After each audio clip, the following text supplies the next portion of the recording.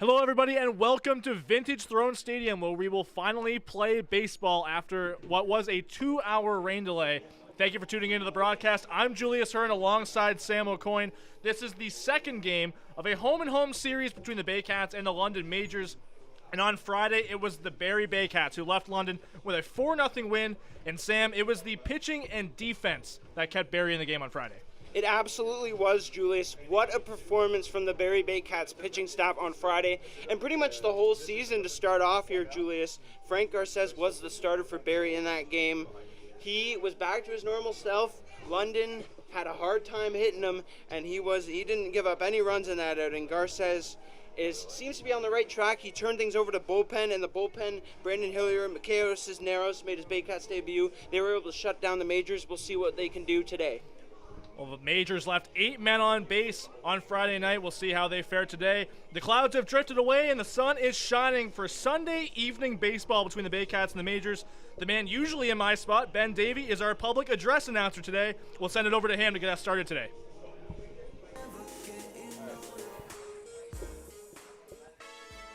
Ladies and gentlemen, girls and boys, welcome to Vintage Throne Stadium for season number 23 of Barrie Baycats Baseball.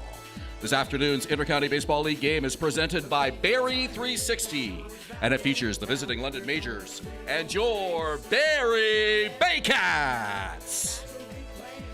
Here are the starting lineups for today's game. First for the London Majors, managed by Roop Chanderdat. Batting first, the center fielder, number 19, Champ Garner. Batting second, the second baseman, number 27, Gibson Krasminski. Batting third, the first baseman, number 34, Caden Cardozo. Batting fourth, the left fielder, number 7, Starling Joseph.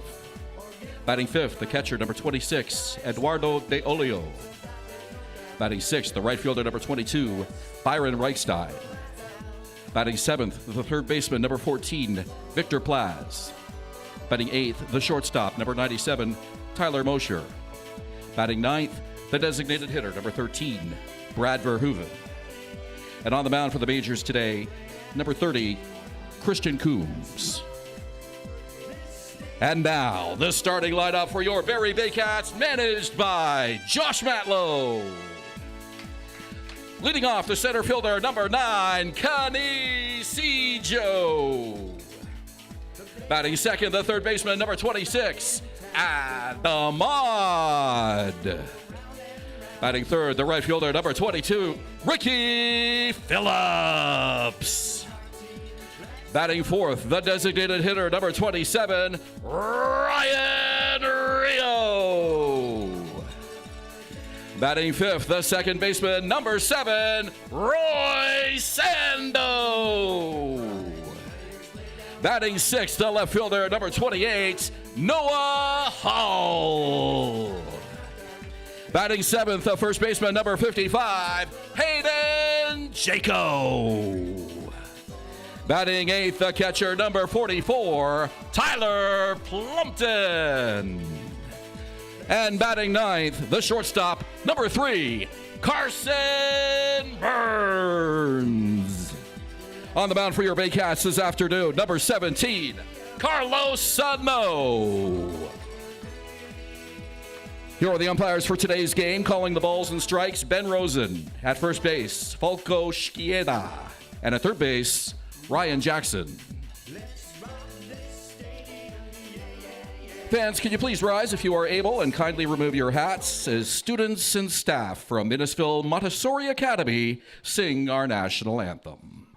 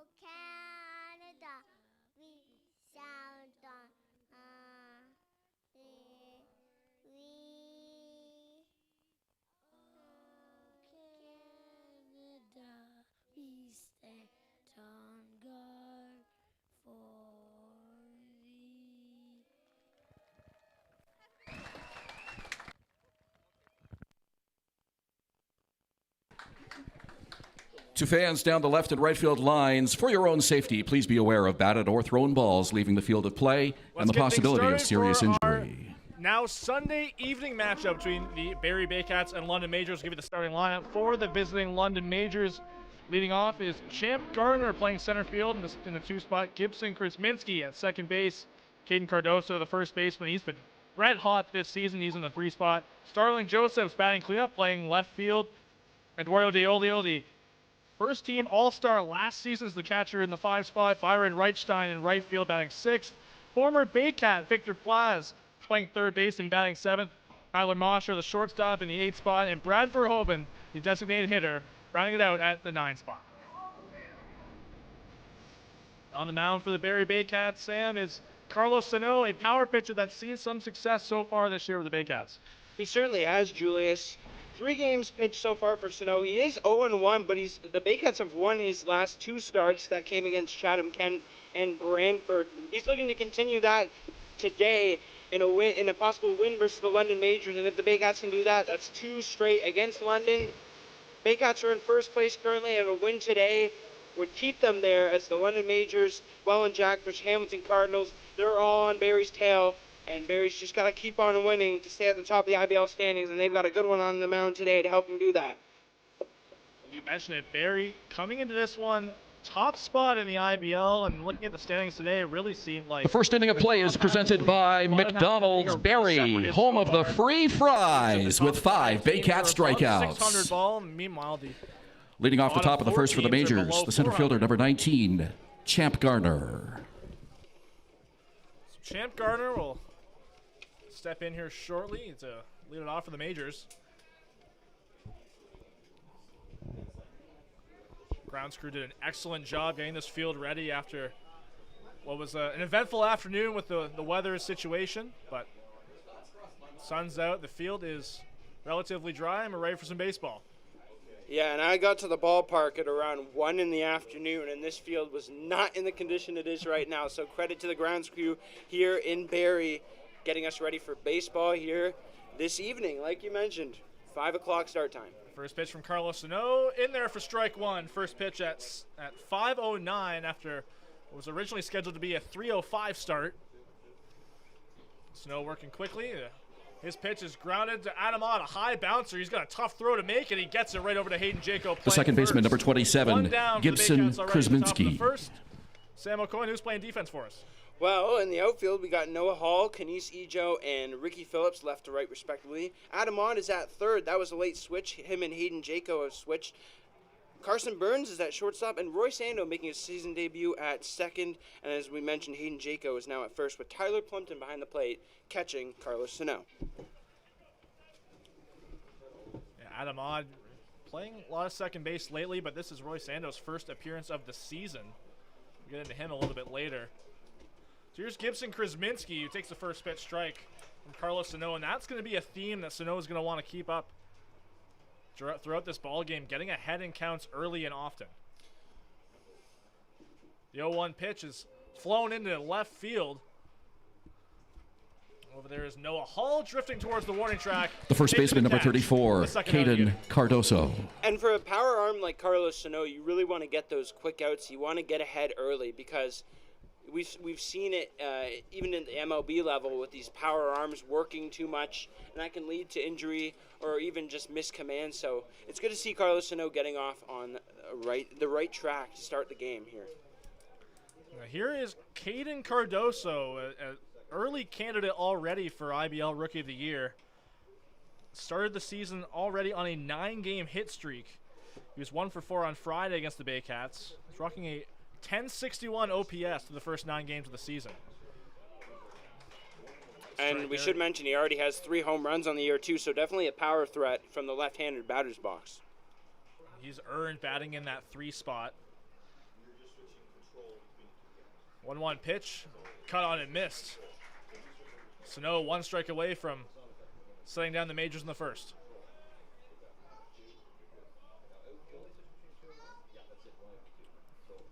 The 1-2 from Carlos Sano, just high and outside. It's 2-2.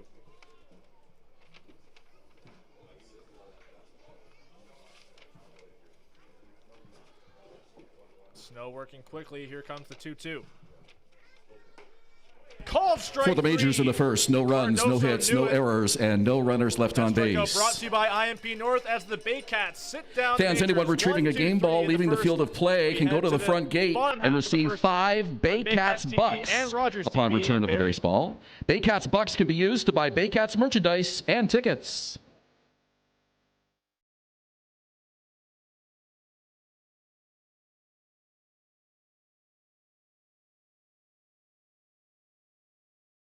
From basic to cosmetic dentistry, Smiles on Essa Dental has all your dental needs covered to knock your oral health out of the park.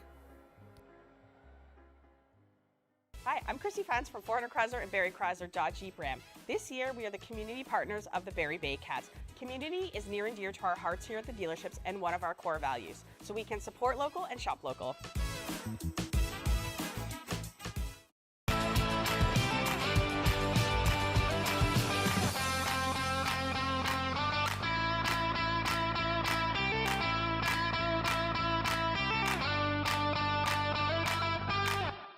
Moving.ca. For all your moving needs for over 35 years, Moving.ca. The original 2 men who just happen to be small, who make moving stress-free. 2 small men with big hearts moving. We always have a big heart for you at Moving.ca.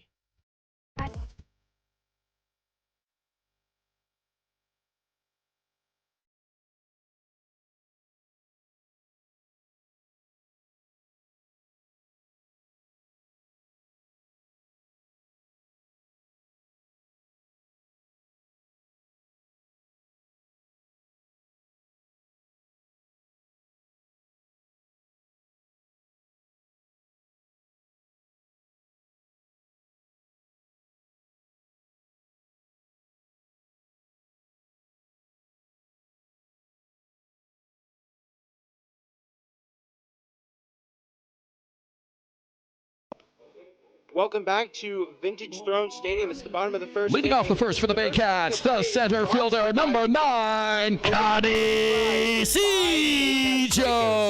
The Baycats record 5 strikeouts in any home game this season. Every fan at Vintage Throne Stadium gets free fries from McDonald's Barrie locations. All they have to do is just show their ticket at the cash.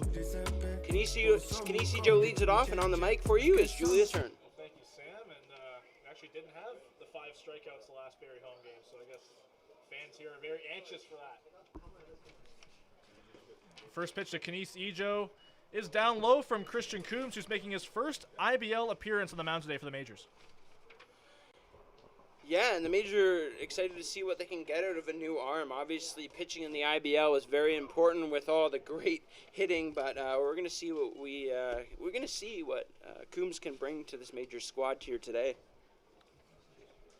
Looks like a strong lefty arm, pitching out of the stretch to start this one. The 1-1 is well outside in the other batter's box to Kanisi Ejo. It's 2-1. And we've seen it from Kanisi Ejo. Every time he can get on base, he is a menace on the base paths. So if he can get on the Major, you're going to have to watch out. Eduardo De Olio behind the plate, he's got a strong arm, but Kanisi Ejo's speed is unmatched. 2-1 pitch from Coombs is inside and low. It's 3-1. Both of the top 2 hitters in the Baycats lineup, Kanisi Ejo and then Adam Ahn, who's on deck, are both on 5-game hitting streaks. Something to watch out for in this game. And that's what you want out of the top of your order. You want them to get on for guys like Ryan Rio and Noah Hall. Cut on and miss. The count's now full to the leadoff hitter, Ejo. See the first baseman, Caden Cardoso, playing rather shallow at first base, and in contrast, Victor Plaz at third, relatively deep.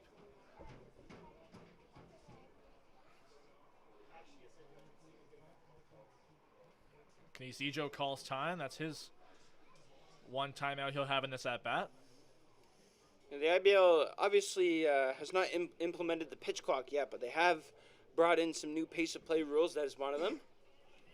And even without the pitch clock, it really seems like the pace of play has been pretty quick.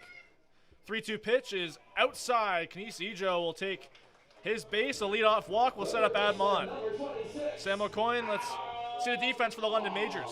Yeah, left to right, respectively. Starling Joseph in left, Champ Gardner in center, and Byron Reichstein is in right. Former Baycat Victor Plaz is at third. Musher's at short, and then we have Kurzminski at second and Cardoso at first, with Eduardo De Olio behind the plate for the Majors. So Kenisi Ijo already taking a good lead at first base. The first pitch is a pass ball all the way back to the backstop, and Ijo will easily stroll into second base. Eduardo De Olio got a glove on it, just couldn't snatch it.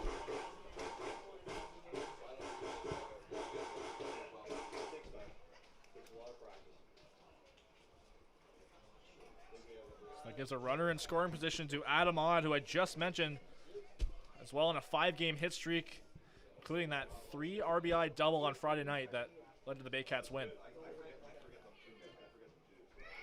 Ijo goes, ground ball to second base. Ijo's going to get to third, no problem, but Odd is thrown out at first for the first out of the inning. And you know what? It might be an out, but it does move Kenisi Ijo over, and with his speed, any ball hit into play, maybe not a pop-up in the infield, but any ball out in the outfield is going to get him in and give the Baycats the lead. Definitely could have been a hit-and-run situation there. It's something that Josh Matlow has tried to implement quite often throughout this lineup. It's something that they work on in batting practice constantly. We've even seen, sorry, Julius, we've even seen the double steal, even with guys on third base. We saw it last Tuesday in Guelph, where a run was scored for the Baycats on Ricky Phillips going to second base. So we've even seen them trying to implement that just to get an extra run across. Even in the game against Chatham last week, Ricky Phillips stole home on a double steal. So, versatile Baycats lineup. Definitely something to take advantage of, as Phillips is standing in with a runner on third base. He's up in the count 2-0. Pitch from Coombs is in there for strike one. Phillips, a native of just outside Columbus, Ohio. And I don't know if you and Ben have brought this up, but it still surprises me that he's a Michigan football fan. That is a wild, like, we found that out from him the first day we met him, and it's just been a wild fact that someone from basically Columbus could be a fan of the team up north, as they like to say down there. I mean, you want to talk about rivalries, not even in college, but in sports in general. Michigan, Ohio State just goes so back. Just the border battles between the two states, and now this rivalry that has been in college football for over 100 years. 2-2 just outside. Phillips has got a great eye, but takes that one just outside. The count's now full.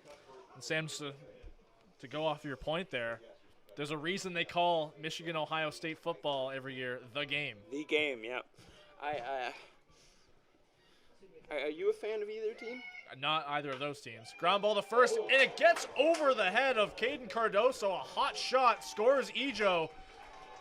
It's going to be a base hit for Ricky Phillips, and the Baycats take a 1-0 lead.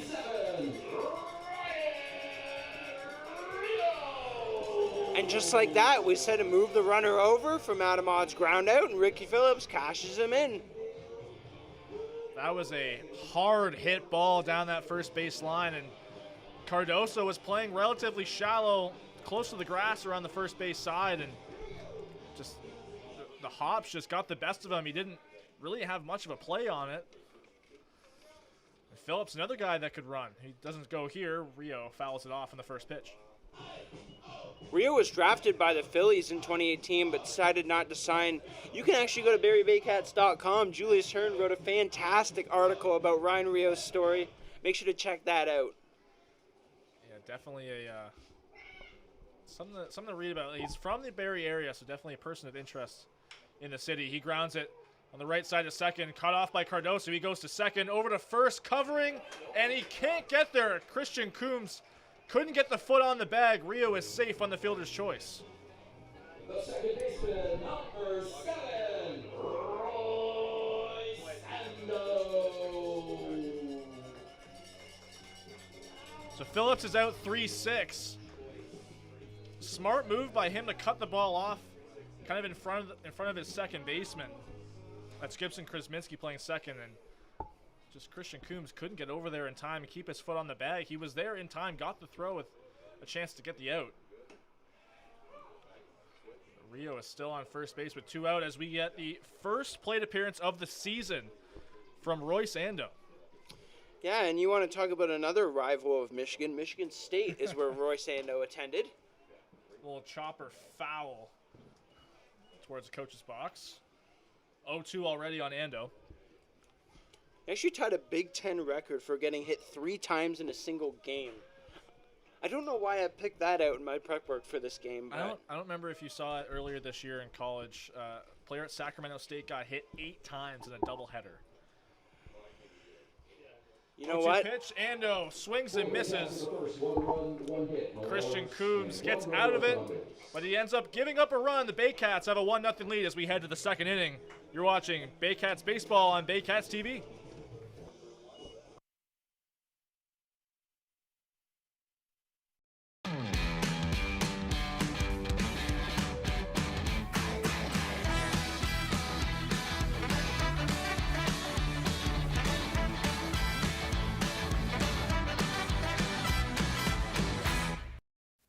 From basic to cosmetic dentistry, Smiles on Essa Dental has all your dental needs covered to knock your oral health out of the park. Danielle May Real Estate, supporting the Barrie Baycats and ready to help with all of your real estate questions. What is your home worth? Should you sell now or wait? Danielle is dedicated to your success. The next time you think real estate, think Danielle May.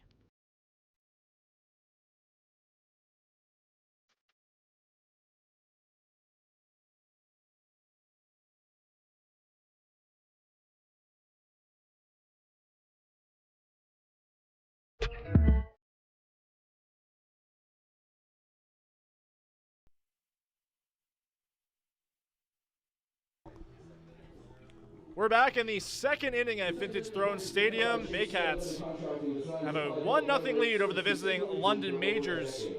And it'll be the cleanup hitter Starling Joseph to lead off this inning for the London Majors.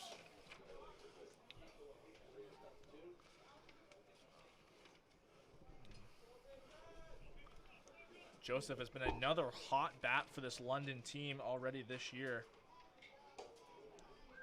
Has a 916 OPS, second on the team to Cardoso, who's also been red hot to start the year. Second team All-Star each of the last 2 seasons, Joseph. Ground ball on the left side. It's Carson Burns on the backhand. A long throw over to first, and he gets him. Put a star next to that one on your scorecard, folks.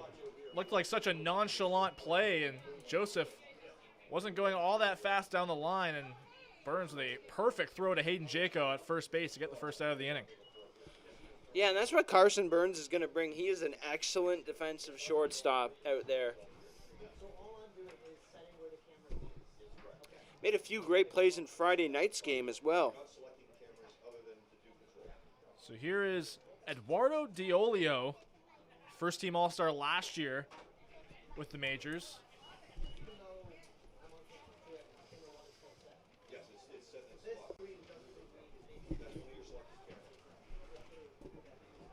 Diolio takes his time out.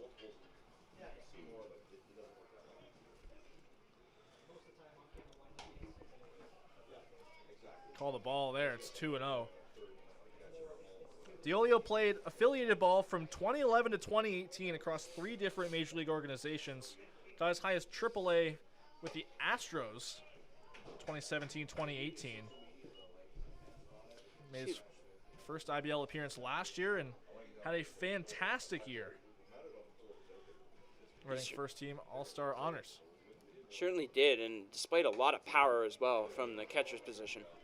Well, he takes a 4-pitch walk from Sano there, and that's the first base run of the day for the Majors, and they'll bring up Byron Reichstein.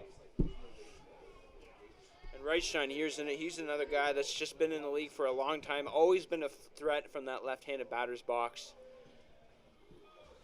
Been a staple in this London lineup for a long time now.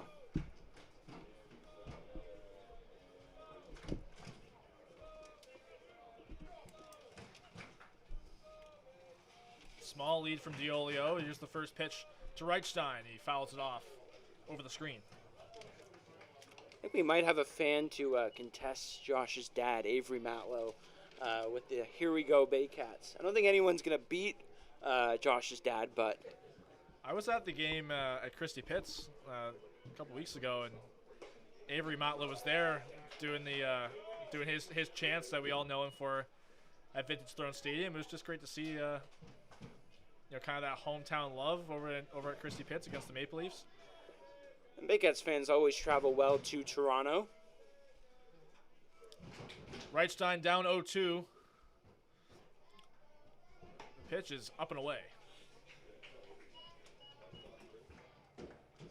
See a few fans playing catch down the right field line on the grassy area. Snow looks in, comes set. Small lead from Diolio. The 1-2. Bounded foul on the right side.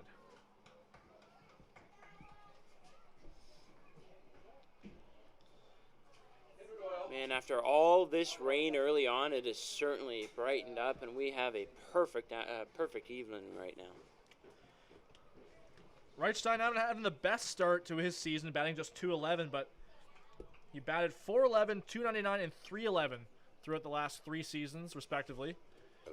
1-2 here is up and away again. This is his 12th season as a London major, and from seeing the majors come here over the last couple seasons, seems to be one of the guys that even the guys on the other team really enjoy talking to. 2-2 from Sano is cut on and missed. Reichstein goes down swinging, there's 2 down. Victor Plaz. And as Victor Plaz steps up, more on Reichstein, he actually works in a factory. I learned that when he was on Inside the IBL podcast with now Baycat Chris Lazar and his host Andrew Stewart's. So that's kind of cool. And now we get Victor Plaz returning to Barrie. Victor Plaz, the former Baycat, spent some time with the team last year, playing mostly third base. He fouls that one off towards the on-deck circle.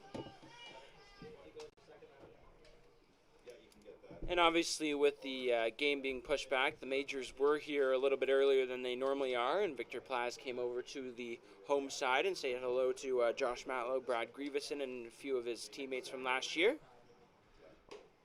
The 0-1's just low, and Plaz was definitely a well-liked guy around the Baycats clubhouse, and being able to go on the road with the team a few times last year, it seemed like a very friendly guy, and team seemed to gel with him very well, but now he's a London major. The 1-1 is swung on and missed. Pickoff attempt at first. Jaco had to pick it there, made sure to block it. Diolio back in safely.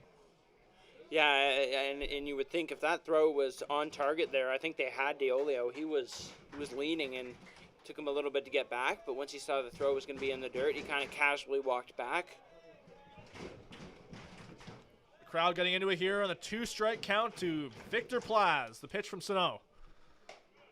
Up and in, it's 2-2.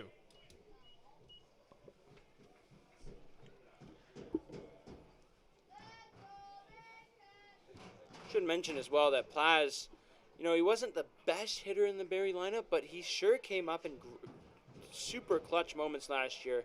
I remember the first Saturday game the Baycats traveled into Welland, first place team, and Plaz would hit a 3-run home run in that game to break it open. Certainly comes in clutch when you need him to. Hit .307 with 3 home runs and 14 RBI in 26 games with the Baycats last year. Became an everyday player as soon as he joined the team mid-season. Full count. Diolio will be off on the pitch. 3-2 is inside to Plaz. He'll take his bag. 2 on with 2 out for the majors. Tyler Mosher.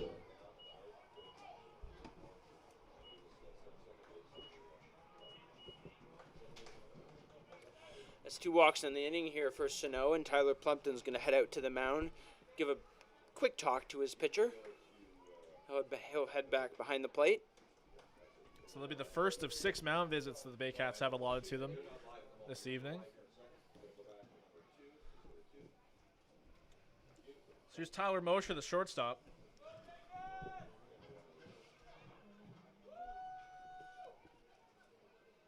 First pitch is up and away. Seems like Sano has kind of lost his rhythm with getting ahead of counts early like he did in the first inning. And we saw that at bat to Byron Reichstein. I mean, he would eventually strike out Reichstein, but Reichstein did battle a lot. And I mentioned in the first inning, if you can get Sano's pitch count up, you might be able to get him where he's losing a bit of his command. Well, he's already down 2-0 to Mosher.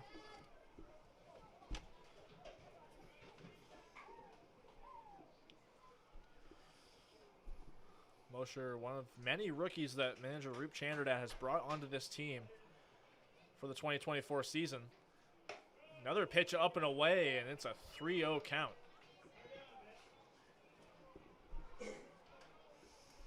You don't want to keep on walking people at the bottom of the order because, as we mentioned, Champ Gardner, Starling Joseph at the top, they're going to hurt you if you give runners on base for them to drive in. 3-0 pitch is just high, and it'll be another walk. Mosher to first. That puts Plaz at second base. Eduardo De Olio on third. The bases are loaded for the number 9 hitter, Brad Verhoeven. And that's going to send out, I believe it's Andrew White going out to the mound to have a talk with Sano. 3 walks in this inning.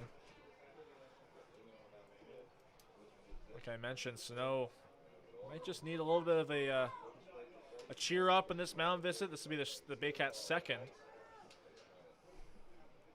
Just something to get him back into rhythm. There is 2 outs in the inning, and with the number 9 hitter up, if you just get this one guy out, you get a clean slate next inning with the top of the order. So White's just going out there and say, hey, focus on this batter, get us an out here, send us back on the bats. Sano came into this game with only 3 walks on the season so far. He's already doubled his season total in this inning. First pitch to Verhoeven is in there for strike 1.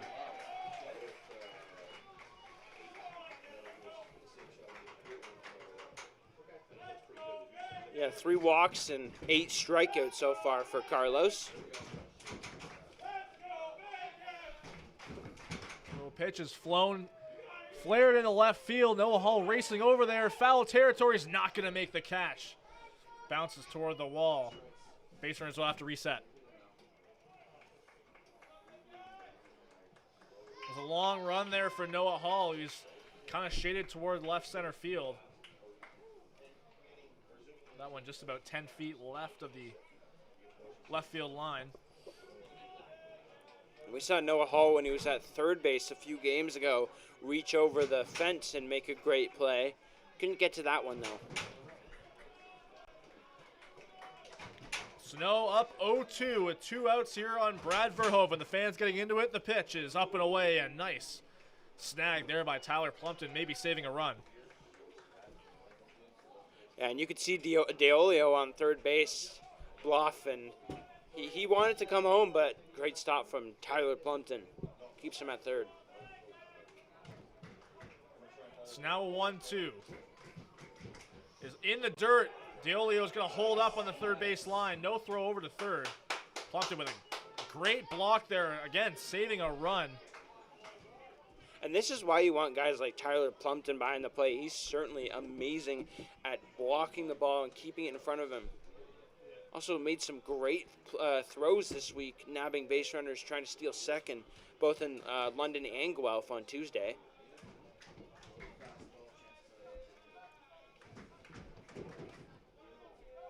Sano looking in for the sign. He comes set, getting ready for the 2-2 pitch as time is called. Looks like it was Verhoeven who called time.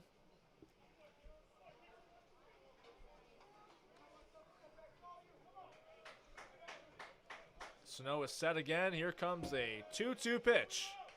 Fouled off to the backstop. It's a great swing there from Verhoeven.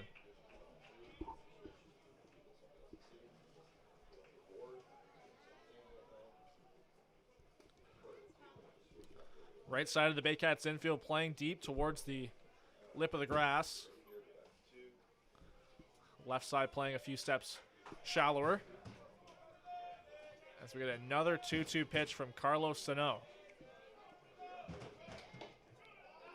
Just inside, that was very close. Verhoeven kind of shimmied back, looking like he was going to get hit by that ball, but that brings the count to full, and the runners will be off.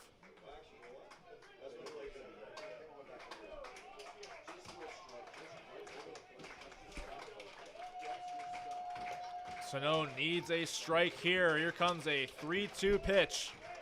Runners go, and it's lined. Nice play there by Jaco. He makes the snag. Flip over to Sano at first base, and they get the third out of the inning.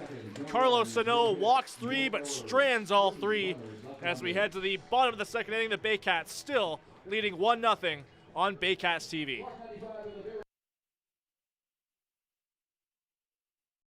Visit Alliance Billiards and Sports in the northeast end of Barrie. A fun, friendly family environment offering pool, darts, karaoke, and live entertainment. Enjoy a large variety of delicious food and drinks on the patio. You'll come as a stranger and leave as a friend.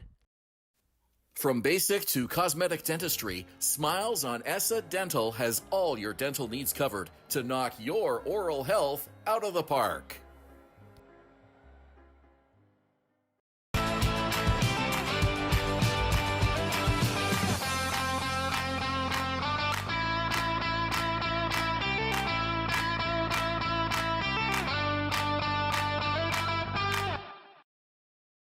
BarrieToday.com. Local news, weather, Baycat scores, and more.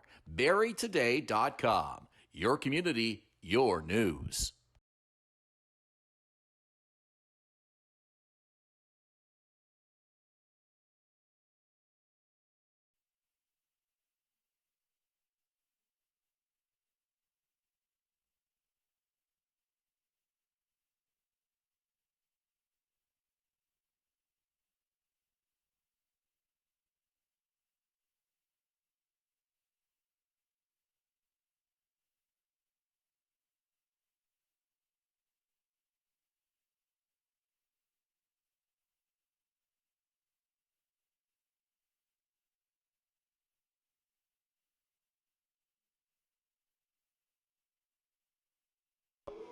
Bottom of the second inning here at Vintage Throne Stadium. The second inning of play is brought to you by JC Unlimited Contracting. Design, supply, build, renovate, servicing Simcoe region for over a decade. Now back on the mic is Julius Hern. Thank you, Sam. Noah Hull, Hayden Jaco, and Tyler Plumpton due up here in the bottom of the second inning. Against Christian Coombs, who kind of got out of a jam in the first inning. He only allowed 1. His first pitch to Hull as a called strike.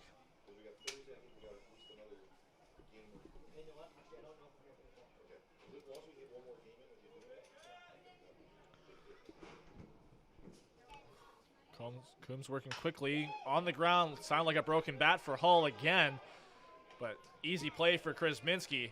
1 down.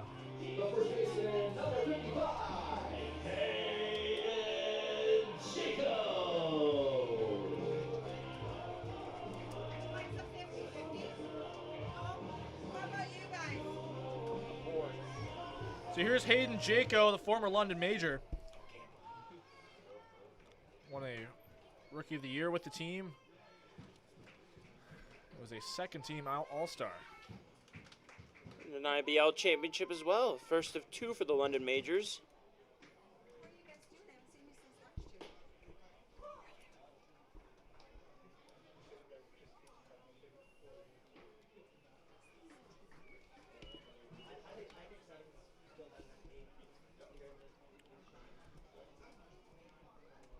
The 0-1 from Coombs is up and away.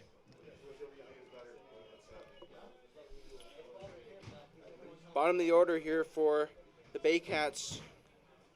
Paul, Jaco, Plumpton, and then if any of those reach, it'll be Carson Burns.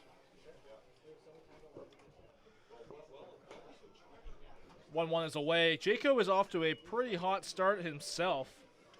Second on the Baycats in average, hitting .409 with a 1064 OPS already through 6 games. Me and Julius had the opportunity to talk with Jaco over the offseason, and he said, well, Julius asked him, what was the motivation to come back to Barrie? Unfinished business.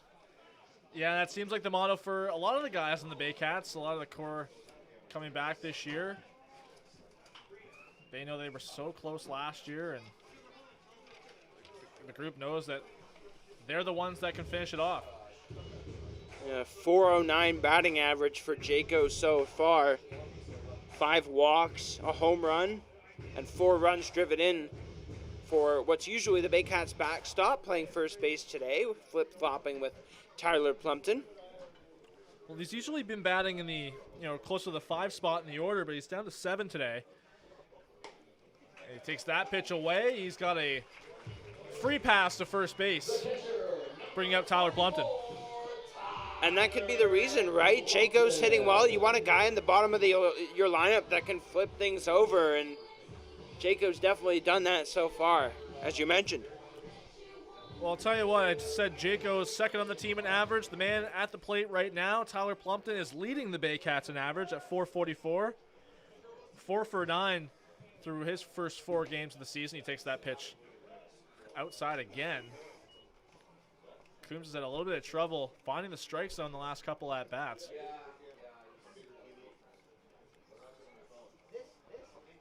Jaco can run. He's got a fair lead at first. He doesn't go. Another outside pitch to Plumpton.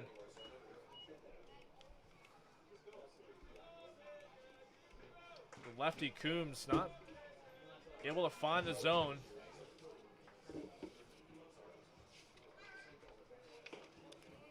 And there it is, first strike there to Tyler Plumpton. It's 2-1. Plumpton's in his second stint here with the Baycats. He won an IBL title with the team back in 2014. 2-1 is in there again. It's now 2-2. Plumpton hasn't swung the bat yet. Been a very selective hitter, though, this year.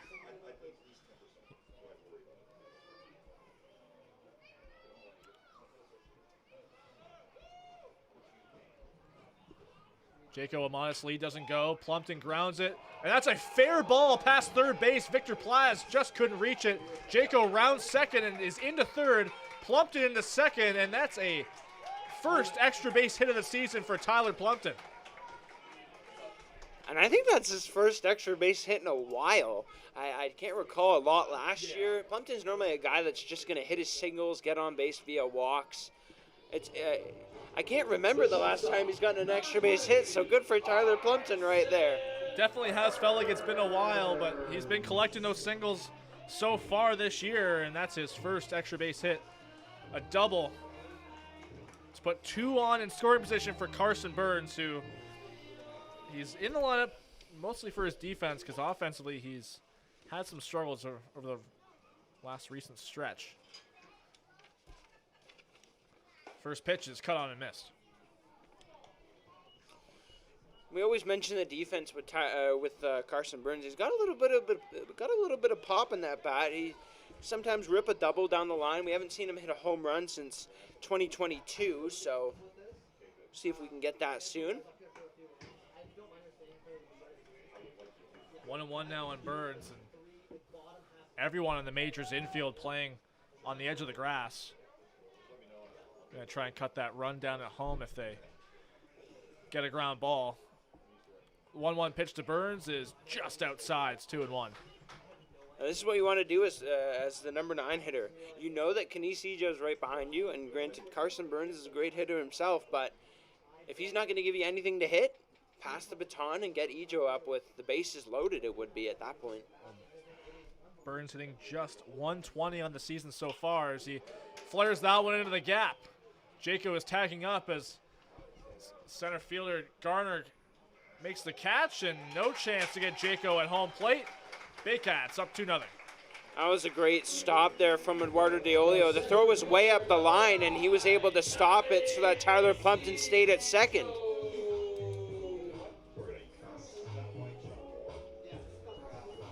Jaco scores. The Baycats take a 2-0 lead, and it turns it over to the top of the order again. Canisijo, who was the first run scorer for the Baycats in the first inning.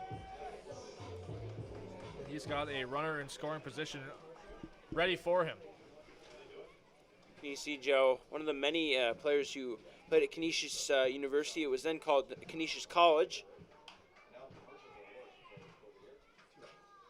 Popped up just behind second base in shallow infield, and easy play there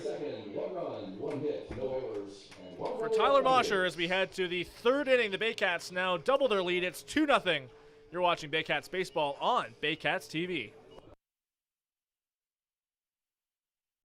Moving.ca. For all your moving needs for over 35 years, Moving.ca. The original two men who just happen to be small, who make moving stress-free. Two small men with big hearts moving. We always have a big heart for you at Moving.ca.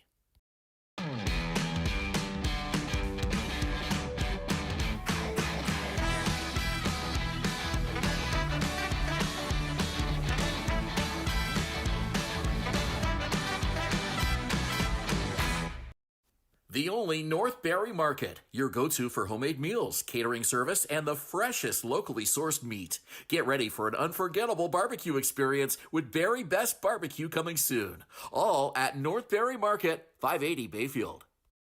The Collingwood Brewery at 10 Sanford Fleming, producing delicious lagers, ales, and seltzers since 2014. The proud home of the Baycats Brew. Check out their retail shop and tap room, and select products at the LCBO, beer store, and grocery stores. Cheers, and go Baycats!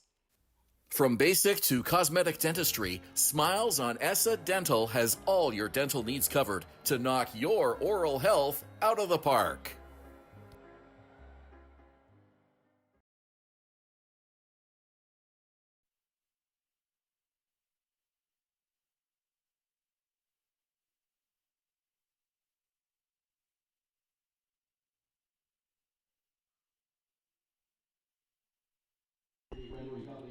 Welcome back to Vintage Throne Stadium. Top of the third inning with the Barrie Baycats leading the London Majors by a score of 2-0, and the Majors will bring up the top of the order yet again with Champ Gardner stepping in against Carlos Sano, who eked out of a bases-loaded jam in the second inning.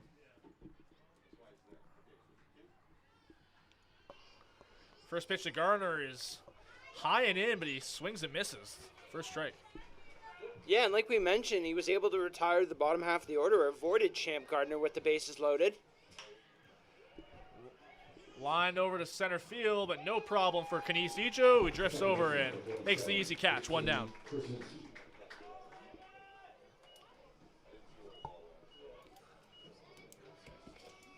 A little out-of-town scoreboard update for you. The Chatham-Kent Barnstormers picking up their third win as a franchise. They beat the Hamilton Cardinals earlier today at Bernie Arbor Memorial Stadium 7-5. Welland Jackfish are leading the Toronto Maple Leafs. That's in the bottom of the ninth. It's 7-4 Welland. And Brantford beats the Kitchener Panthers 2-1 at Arnold Anderson Stadium. It's been your out-of-town update. Obviously, we have London at Barrie right now, and that's what we're watching. So here's Gibson Krasminski. He pops that one over the screen, foul towards the left side. He's down 0-1 on Sano. Sees that first pitch strike. It's 1-1. Krasminski was 1 for 4 Friday. He started the year on a 5-game hit streak and had that broken up against the Welland Jackfish June 1st. But grounds that one towards first. It's just foul. You know what, if there's ever going to be a team that's going to ruin your hit streak or whatever you're working on, the Welland Jackfish are definitely on that list. Well, I'll tell you what, there's a lot of guys on this Majors team that started off the year hot offensively in terms of, getting on base, having some hit streaks, and a lot of them were broken up by the Welland Jackfish that night. But something about Krasminski, he's just been able to get on base. He's had 3 multi-walk games so far this year as he sees that first ball of the count from Carlos Sano. And while we're mentioning the Welland Jackfish, obviously they're all about having their promotions in game. Deep drive to right field, but foul towards the Baycats bullpen. And obviously they're all about their on-field games. We just had a new one here, the Dizzy Bats race, hosted by our in-game host, Kendra Doyle. Yeah, it looked really fun. I've seen a couple other ballparks do that similar event, but the kids seem to love it, have a lot of fun. 1-2 pitches fouled by Krasminski. Looks like it went off his shin guard.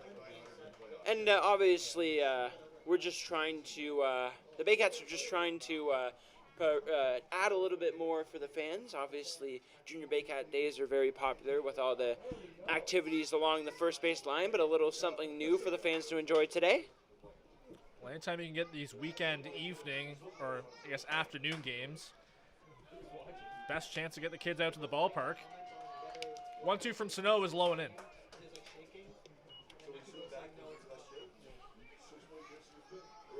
Krasminski staying in the box here, unfazed by some of those close pitches from Carlos Sano, really working him inside. Here comes the 2-2. Popped up on the right side, foul territory. Tyler Plumpton has a beat on it, steps back and makes the catch for the second out of the inning. And this is exactly the situation you want to have with Caden Cardoso coming up. Nobody on, 2 out. Cardoso struck out looking to end the first inning. This guy has been on fire for the London Majors. He takes that first pitch ball. Cardoso starting the year on a .378 average, 14 for 37 through the first 9 games, and he's had a hit in all 9 of those games. Looking to extend that hit streak here as he fouls it off into the dirt.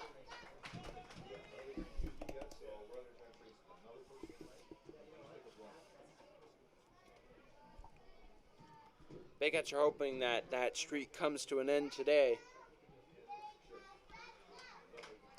That pitch is on the ground, hit hard, but Roy Sando with a nice backhand play over to first to sit down the Majors. 1-2-3 yet again at the top of the order in the third inning. We head to the bottom half of the third. The Baycats still up 2-0. You're watching Baycats baseball on Baycats TV.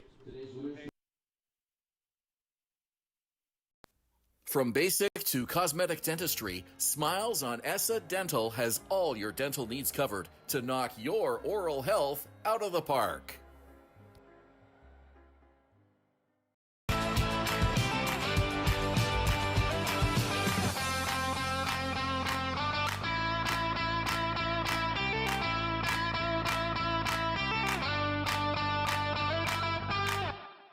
Domino's, mix and match any 2 or more pizzas and sides for just $8.99 each. Like when pizza night's more like pizza and lava cakes night, or pasta and stuffed cheesy bread night, or we're gonna need a bigger table night. Mix and match Canada's favorite pizza and more at Domino's.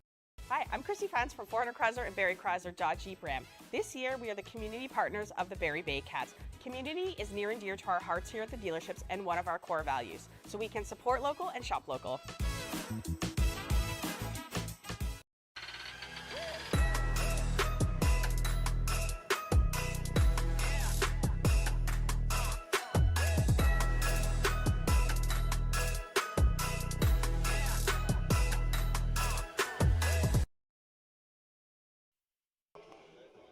Bottom of the third inning, and the third inning of play is presented by Render 3D Quick, the #1 architectural 3D rendering company in Canada, working with thousands of builders, developers, architects, and more.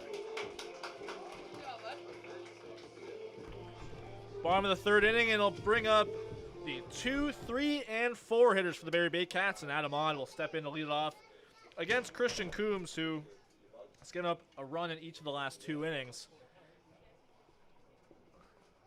First pitch to Odd is inside.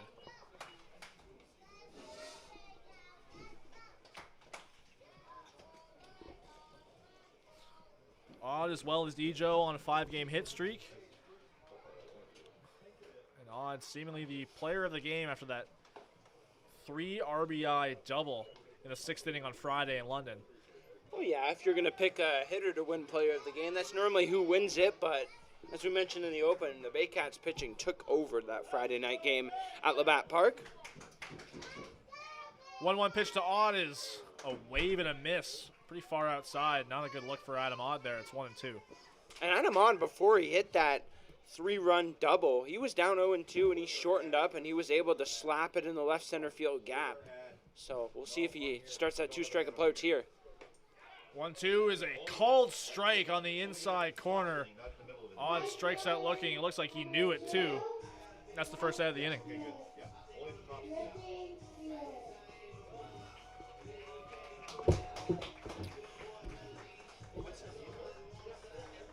So that'll bring up Ricky Phillips, who had the RBI single in the first inning that scored Ejo, but he was later put out on a fielder's choice. And announced by our junior Baycat here today, Talon Brock. First pitch fouled back. It looks like it went off the home plate umpire's mask. That's Ben Rosen, the home plate umpire. Our junior Baycat here today, announcing the bottom of the third inning. Talon Brock is his name. It's always great to see people take the mic here at the stadium. Young kids. Grounder to first, and an easy play for Cardoso. Takes it himself for the second out.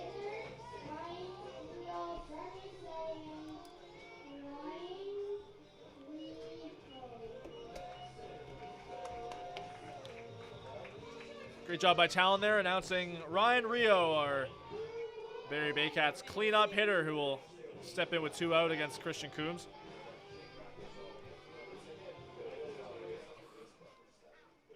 Rio grounded into that fielder's choice that put out Phillips in the first as Coombs steps off.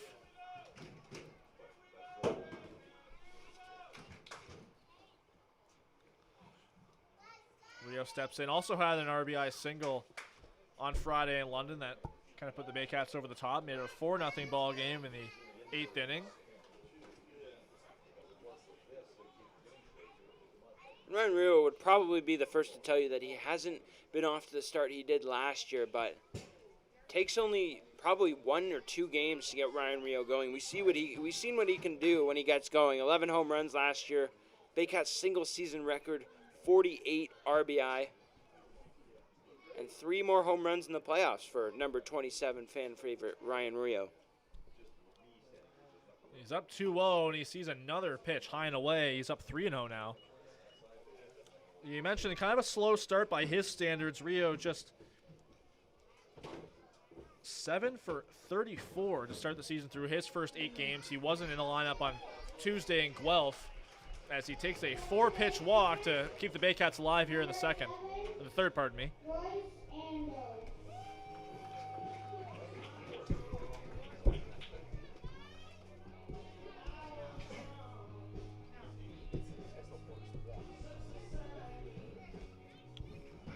Roy Sando stepping in for his second plate appearance of the day. Struck out in the first inning.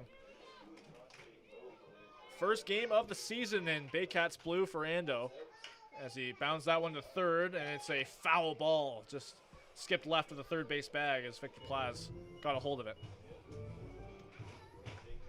Trying to replicate the hit that Tyler Plumpton got an inning ago. Just couldn't keep it fair.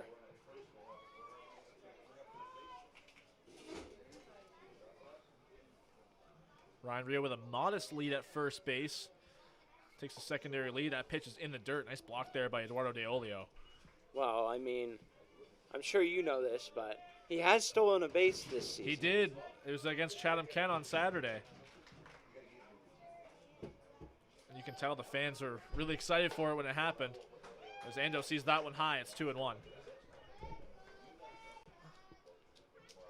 Ryan Rio on first, Roy Sando at the plate. These two were right in the middle of the Baycats' big comeback win last year on opening day. 2-1 foul to the backstop, 2-2 now. It was Roy Sando who tied the game with a 2-run single. And we had Ryan Rio with the walk-off base hit 1 batter later. Yeah, definitely one of our top 10 moments of the last season. If you haven't had a chance to check that one out, Ben, Davy, and I hosted that show. It's on our YouTube channel. That one's popped up on the infield. Second baseman Gibson Krasminski with the easy catch. Sits down the Baycats in the third inning, but they still have a 2-0 lead, the Baycats, as we head to the fourth inning. You're watching Baycats Baseball on Baycats TV.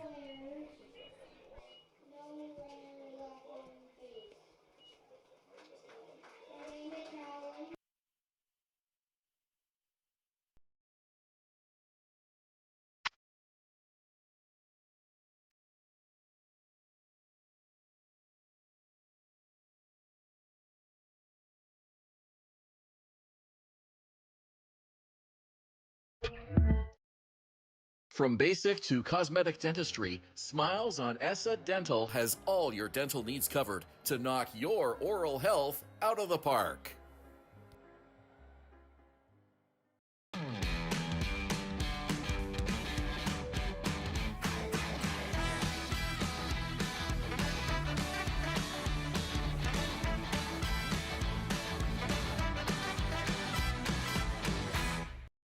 Danielle May Real Estate, supporting the Barrie Baycats and ready to help with all of your real estate questions. What is your home worth? Should you sell now or wait? Danielle is dedicated to your success. The next time you think real estate, think Danielle May.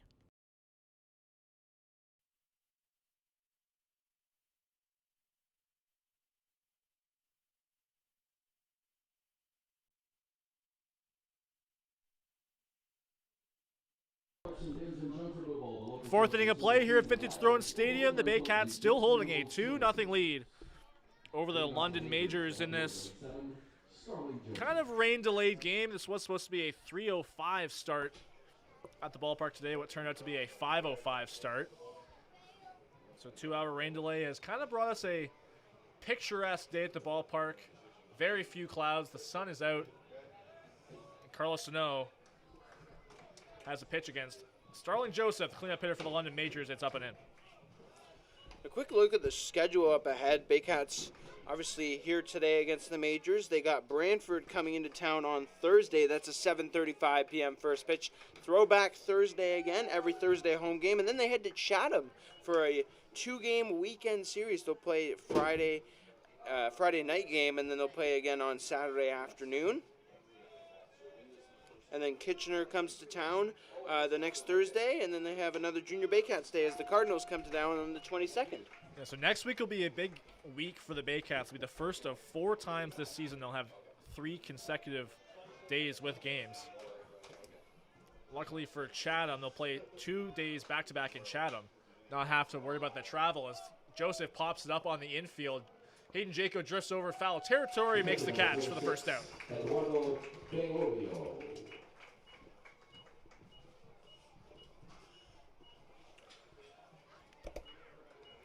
Jaco always composed. No, he's usually a catcher behind the plate there, but playing first base is really no different as he makes the easy catch, and that'll bring up the Majors catcher, Eduardo De Olio, who was the first of 3 walks in that second inning as he cuts and misses at the first pitch.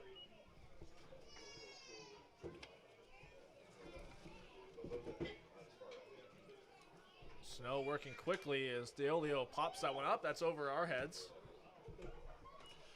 And a little bit of a different spot here today. Yeah, we actually have the booth, I guess you could say, here at Vintage Throne Stadium. Usually we're kind of at the top of the bleachers as DeOlio grounds it hard to third base, but Adam Odd comes up with it. Makes a nice throw to first base for the second out. And you mentioned Jaco at first and Adamon at third. That was a late switch for manager Josh Matla, flipping them over.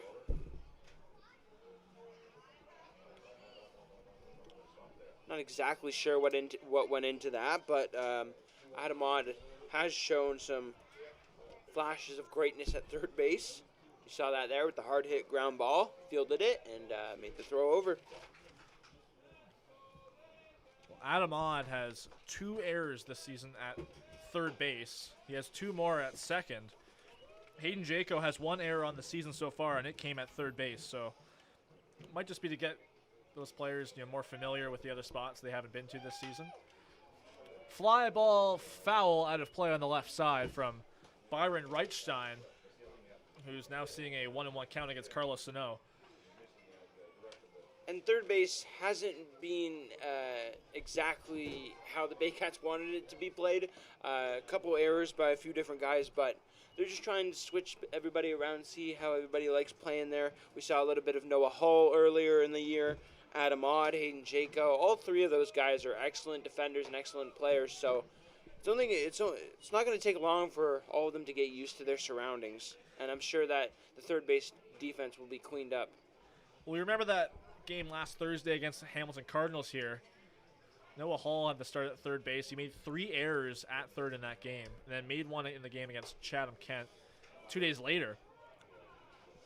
As Reichstein will have a walk and put a base runner on with 2 outs for Victor Plaz, the former Baycat. Speaking of third baseman.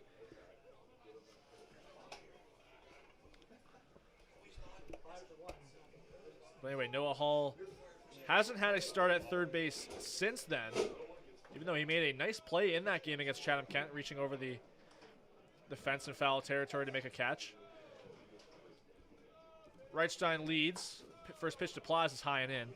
And with no Nolan Macabrota in the lineup today, Hall goes out to left. You move Adamad over from second or short, wherever he's playing in the infield, over to third. Hayden Jaco at first, and you have Tyler Plumpton behind the plate. Macabrota is available off the bench today. Plaz swings and misses at an off-speed pitch. It's 1-1. Macabrota had a long home run in Guelph on Tuesday. That gave the Baycats a 3-0 lead early in that one.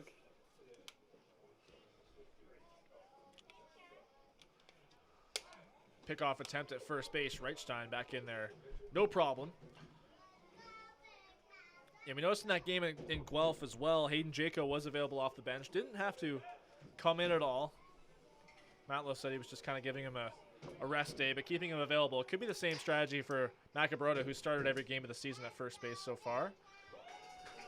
He's had 1 appearance in left field other than that, but that was when Malik Williams was with the team earlier before heading over to the Frontier League, where he's now with the Ottawa Titans. Victor Plaz down 1-2 with 2 out. Here's the pitch from Sano. Fly ball to left field. Noah Hall drifting back. He slips on the warning track, and it's going to fall in fair territory on the dirt. Hall throws it in. Reichstein is around third and scores easily. That'll be an RBI double for Victor Plaz. And it's now a 2-1 game.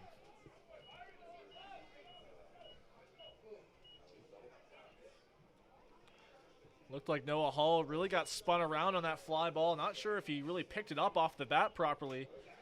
But with the way the wind's blowing kind of right to left, it was drifting further and further towards that left field foul pole, and it landed just a few feet away from the fence on the warning track. And the Majors are now just down by 1. That'll bring up Tyler Mosher. First pitch is lined into left field, a base hit. Plaz is getting the wave around. He will score. Hull kind of fumbles it in left field, but doesn't cost the Baycats an extra base. And just like that, we have a tie ball game.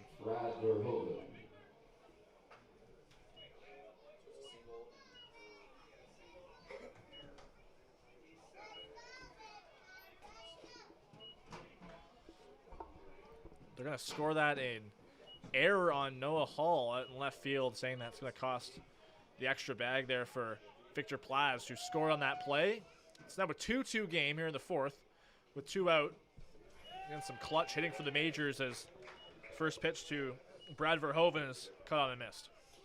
Yeah, and obviously the field was put in good shape by the grounds crew, but it's still obviously pretty wet out there. Granted, it rained for almost the whole day heading into game time. Oh, we got a pickoff play here.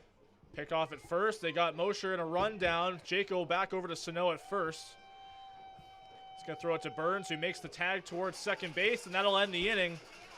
So Verhoeven will come back up to lead off the 5th inning, but as of right now, it is a tie ball game. 2-2 between the Baycats and Majors as we head to the bottom of the 4th inning. You're watching Baycats Baseball on Baycats TV.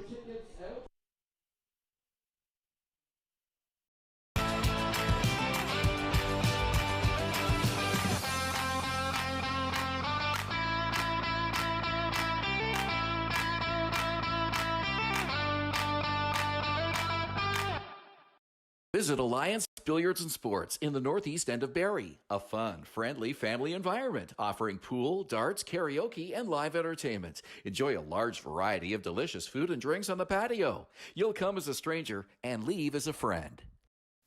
From basic to cosmetic dentistry, Smiles on ESSA Dental has all your dental needs covered to knock your oral health out of the park. BarrieToday.com. Local news, weather, Baycat scores, and more.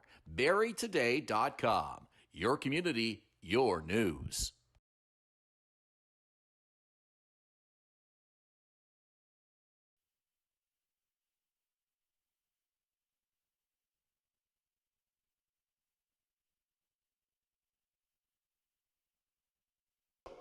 Fourth inning, bottom of the fourth inning coming up. Fourth inning of play is brought to you by Clarkson Bins and Junk Removal, the local source for simple, clean, reliable disposal bin rental and junk removal services. Noah Hull will lead it off for the Barrie Baycats here in the fourth inning. The victim of an error in the previous half inning, but perfect chance for him to redeem himself. Leading off the inning, he takes a first pitch strike. A clean game here, 2-2. Almost like no score if Hall can get on base. Baycats are set up to hopefully take the lead right back. 0-1 to Hall. He checks his swing. Did he go? Yes, he did. It's 0-2.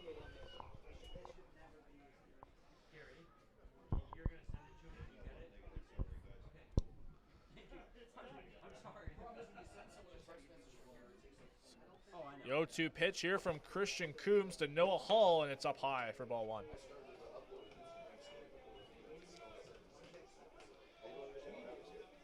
Hull and then Hayden Jaco and Tyler Plumpton due up in this bottom of the fourth inning.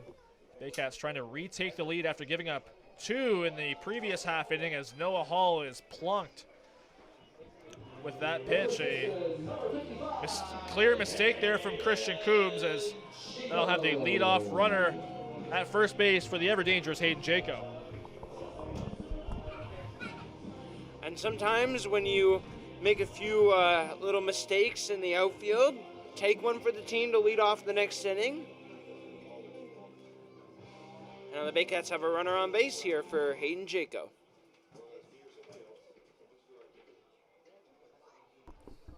Hayden Jaco will step in.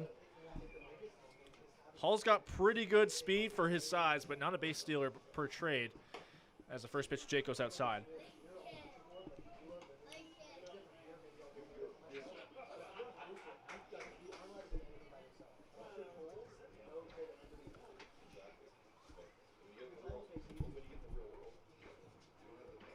Coombs, the 1-0 is again up and outside to Jaco.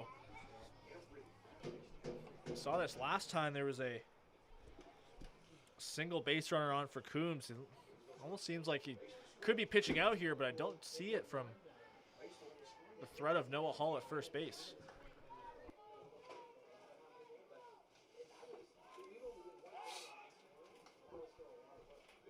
Over from Coombs, no problem to get back for Noah Hall.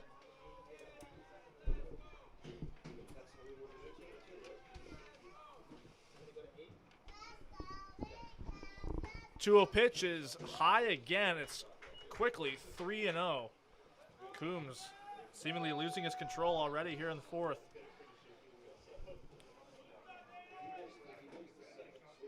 Wonder if it's a green light for Hayden Jaco, and he takes low and in. Back-to-back free passes for the Baycats from Christian Coombs as they'll prompt a mound visit from Eduardo De Olio.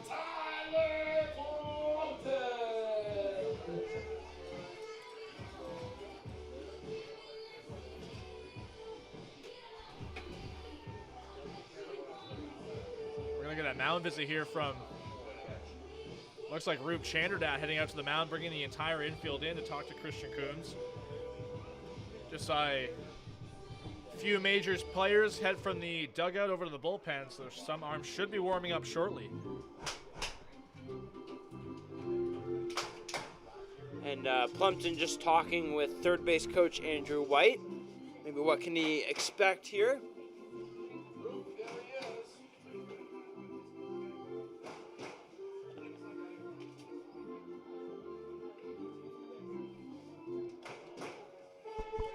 Quick mound visit there from Rube Chanderdat and trying to calm down his pitcher, Christian Coombs, who's lost a bit of control here in the 4th inning. First 2 batters reach on a hit by a pitch for Hull and a walk by Hayden Jaco. And here's Tyler Plumpton, who had the RBI double. He shows bunt, pulls it back on a high pitch again. It's 1-0. Diolio got out from his crouch and he was ready to throw as both the runners bluffed to start. See, with a bunt play on, runners are off delayed. Both corner infielders playing shallow. Cardoso rushing in. The bunt goes to the third base side, and it's going to drift foul. And Victor Plaz smartly lets it foul because both the runners were already at the bases they were trying to advance to.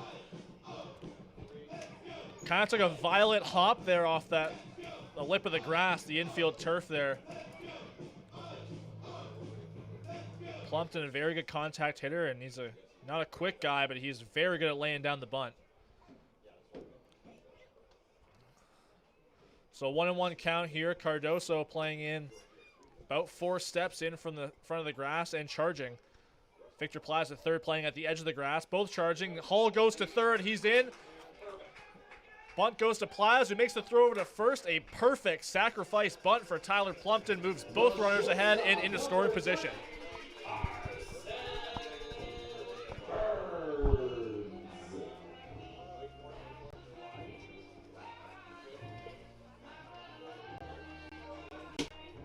Wouldn't you love Carson Burns to just rip one down that right field line, score 2, and bring back that 2-run lead for the Barrie Baycats here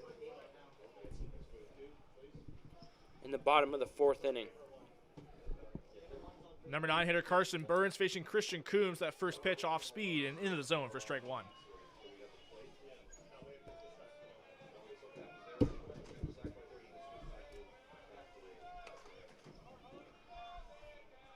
Coombs now really taking his time between pitches. Really trying to settle back in here in the 4th. Burns fouls that one off.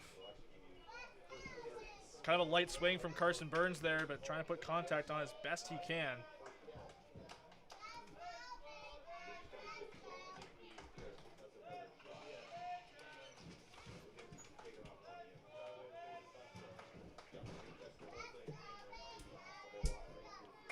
The 0-2 pitch from Coombs to Carson Burns is well inside for ball 1.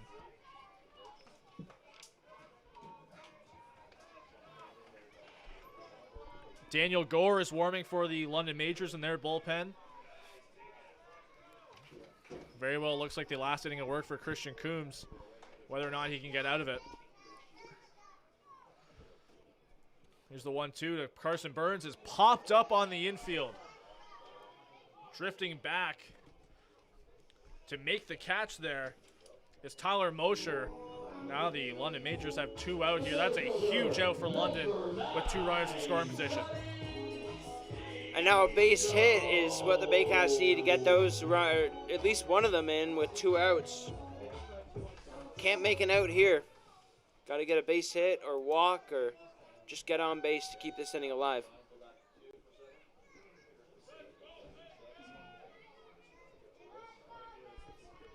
Here comes another mound visit from Roop Chanderdad, and it looks like that might be it for Christian Coombs, and it is. Daniel Gore is ready to go and is coming out of the Majors bullpen. We are going to have a pitching change, the first of the day for the London Majors and the first of the game for either team. Daniel Gore coming to the mound as we continue in this 4th inning for 2 outs for the Baycats. We'll hand it over to. We'll head to commercial break as we are in the 4th inning here. You're watching Baycats Baseball on Baycats TV.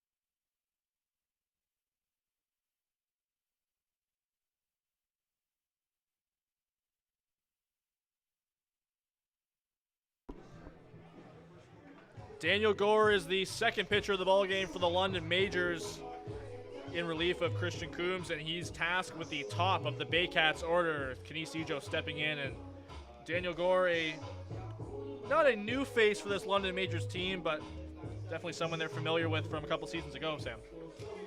Yeah, Daniel Gore has pitched in 4 games so far this year. ERA 10.56, so a little inflated in the earned run department. Pitched in 7 2/3 innings, 7 strikeouts, 8 walks from Tecumseh, Ontario. And that is a balk before he even throws a pitch, and both Roop Chanderdat and Daniel Gore are very upset. Not sure how that one came about. There's going to be a discussion here between Ryan Jackson, the fielding umpire, and they're going to reverse this call, it looks like. Oh, and now you might have someone from Barrie coming out to get an explanation. Yeah, we do see Josh Matlow coming out. We did see 2 balks on Friday in London against Frank Garces. Those were not turned back. Obviously, London was not able to capitalize on those, but both runners will be sent back. And Josh Matlow's finished with his discussion. Looks like he's got what he wanted to hear, and we'll get back to playing baseball. So all 3 umpires go to discuss that with Josh Matlow, and we are back to reset. Daniel Gore about to throw his first pitch to Kinesijo, and it's grounded foul on the left side. So 2 in scoring position for Ejo against Daniel Gore, who makes a return to London. He was with the team in 2022 and their second of back-to-back championship seasons.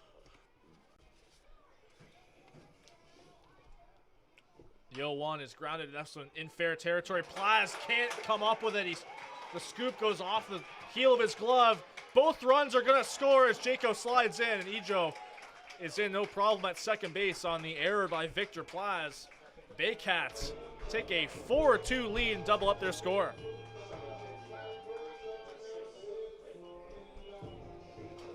And there you go. I mean, obviously you don't expect someone of Victor Plaz's caliber to make that mistake, but you have that 2-run lead right back, and now you have a runner on second for the middle of your order, and a lot of speed out there in Kinesijo.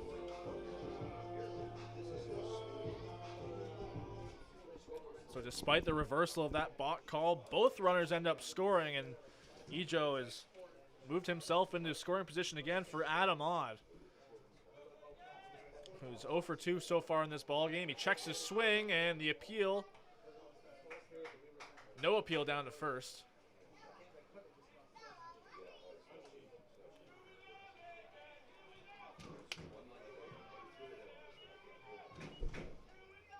Ejo goes.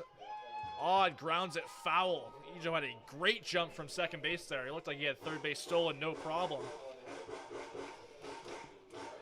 I think Adam Odd knows that he might have cost his team an extra base.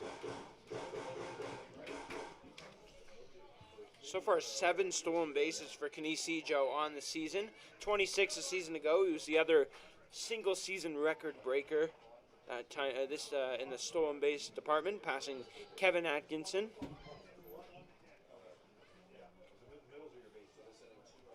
So 1-1 here to Adam Odd. The pitch is flown into center field, drifting back is Champ Gardner, who makes a couple steps to his right and makes the easy catch to end the inning. Odd goes down as the third out, but the Baycats double up their score. It is 4-2 as we head to the 5th inning. You're watching Baycats baseball on Baycats TV.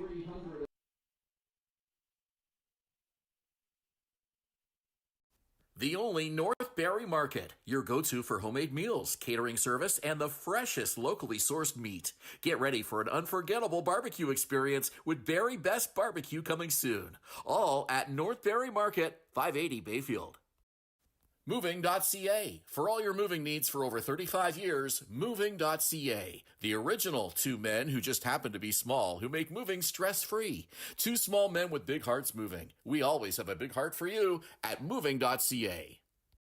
The Collingwood Brewery at 10 Sanford Fleming, producing delicious lagers, ales, and seltzers since 2014. The proud home of the Baycats Brew. Check out their retail shop and tap room and select products at the LCBO, beer store, and grocery stores. Cheers and go Baycats! From basic to cosmetic dentistry, Smiles on Essa Dental has all your dental needs covered to knock your oral health out of the park.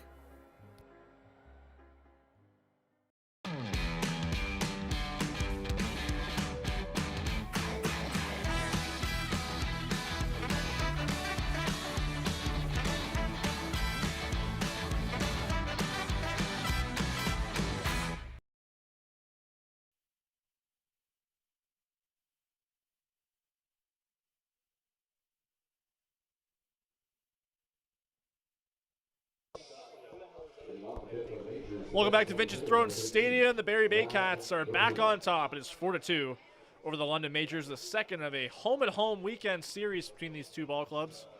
Carlos Sano back on the mound for his fifth inning of work. Brad Verhoeven, the number 9 hitter for the London Majors.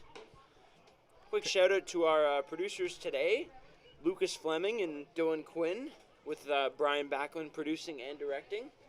Dan Miller, music and Jumbotron right beside us, and Jack Hind on the scoreboard as well. And obviously Ben Davy PA, Gary Mason on point streak, official scorer. 2-0 to Verhoeven is popped up in play. Adam Odd rushing over to make a play, and he dives and can't come up with it. Shout out to all of our Baycats TV crew here today. Couldn't do it without all of our great volunteers. It's been a great season already, at least from us on the media side. Everyone's been doing a great job. Can't thank everybody enough. Yep. Bob Hurley, Kendra Doyle down on the field. Brad Verhoeven was up at the end of the last inning, but the pickoff of Tyler Mosher at first base kept him up to lead off this inning as he takes a called strike. It's 2-2. One more shout out goes out to James Henderson on analytics. Jack is normally helping out with that as well, but he's pinch hitting for scoreboard here today.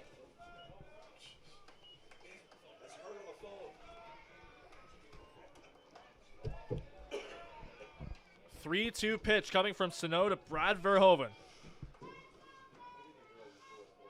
And called time is called from Verhoeven. Sano was taking a while there to start his delivery. 3-2 pitch. Driven out to right center field. Both Phillips and Ejo on the run, but Ejo's going to get in front of it and make the catch for the first out.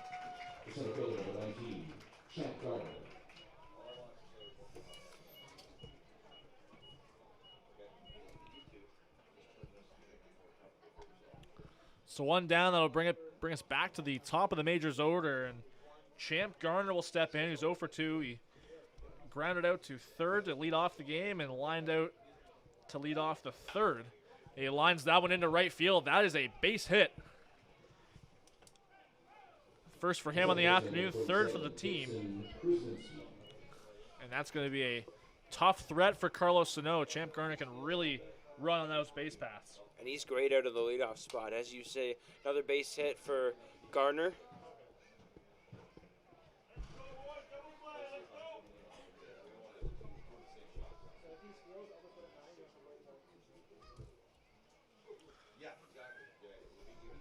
Garner's got 2 steals on the season so far. An active lead at first base with Jaco holding him on. Gibson Krasminski in the box. Pitch from Sano is just outside. Adam Odd playing shallow at third base. Expectation of a bunt, possibly.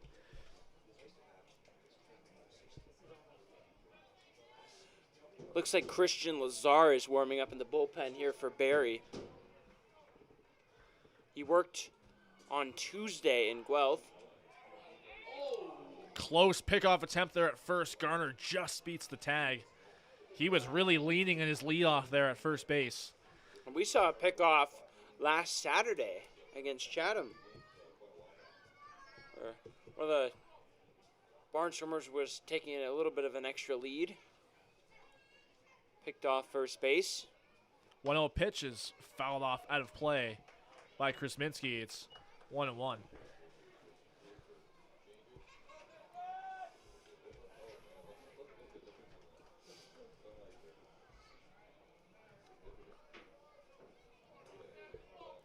There's a big hole in that left side of the infield. Carson Burns playing fairly close to second base, and Adam Odd playing on the grass. Runner goes. The throw from Plumpton into second base is in time.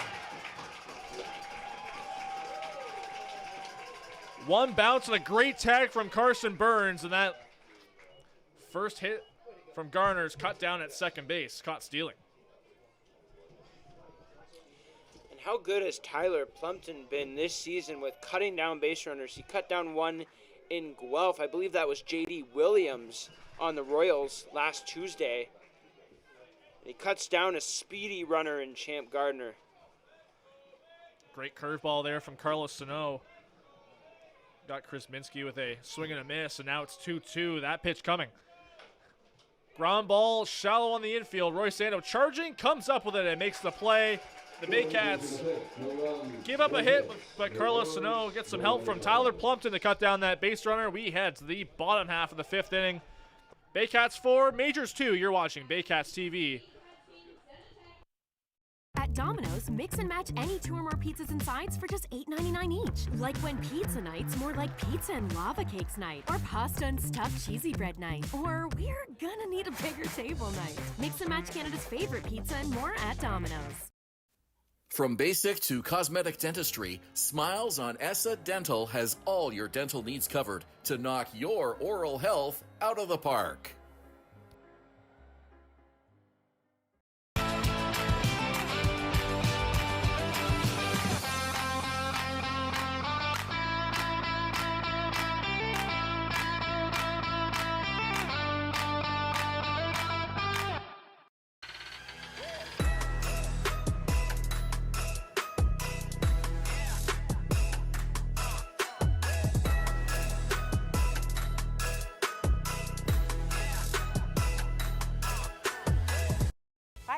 Fans from 400 Chrysler and Barrie Chrysler Dodge Jeep Ram. This year, we are the community partners of the Barrie Baycats. Community is near and dear to our hearts here at the dealerships and one of our core values, so we can support local and shop local.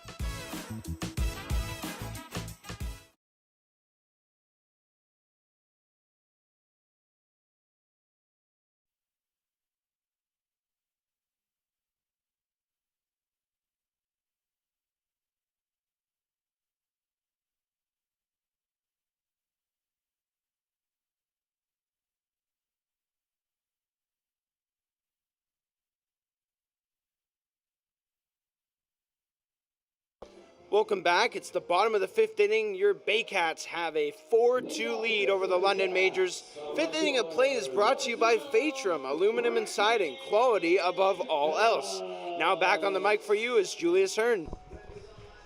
Thank you, Sam. Rick Phillips to lead it off for the Baycats here in the fifth inning. Then Ryan Rio and Roy Sando to follow. All three of those hitters looking for their first hit of the game, and they'll get a righty this time with Daniel Gore as the first pitch called a strike on Ricky Phillips. Pardon me, Phillips had that RBI single in the first inning. The 0-1 is cut on and missed. A nice curveball there from Gore.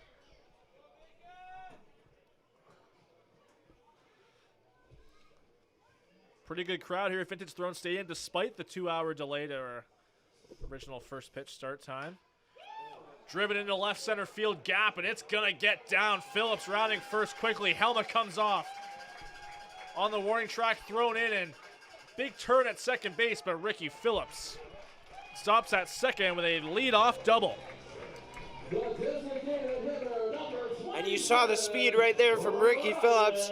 He was going to get into second base anyways, but he flew around that first base bag. Helmet came flying off. Really shows you the speed out of number 2, Ricky Phillips.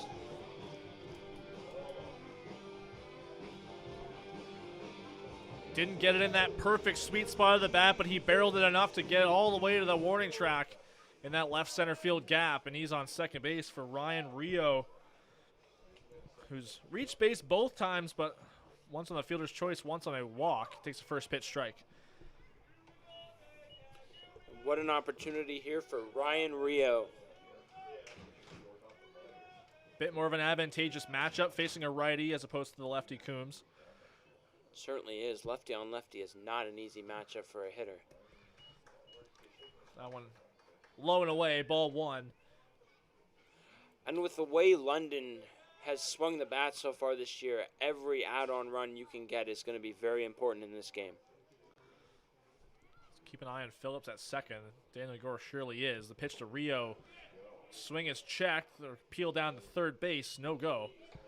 Didn't look like Ryan went around there from our vantage point here. Yeah, it looked like he held up pretty well. So 2-1 to Rio. Phillips being cautious at second base. The pitch. Nice curveball. Gets Rio swinging. It's 2-2.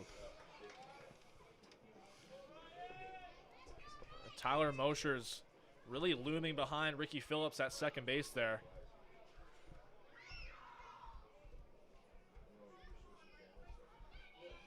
The 2-2. Inside in the dirt. Phillips heading over to third base. No problem. That one was very close to hitting Rio in the foot, but no contact made on his end. Still a full count. And Ryan Rio is always one of the first people to recognize how pitchers can mix up their pitches. You saw the swing and miss on the off-speed pitch before that wild pitch there. If you can mix up your pitches well to this order, you're going to have a fun time. 3-2 pitch to Rio is called strike three. Rio was anticipating that coming in low, but it comes in just in the zone, and that's the first out of the inning for the Majors.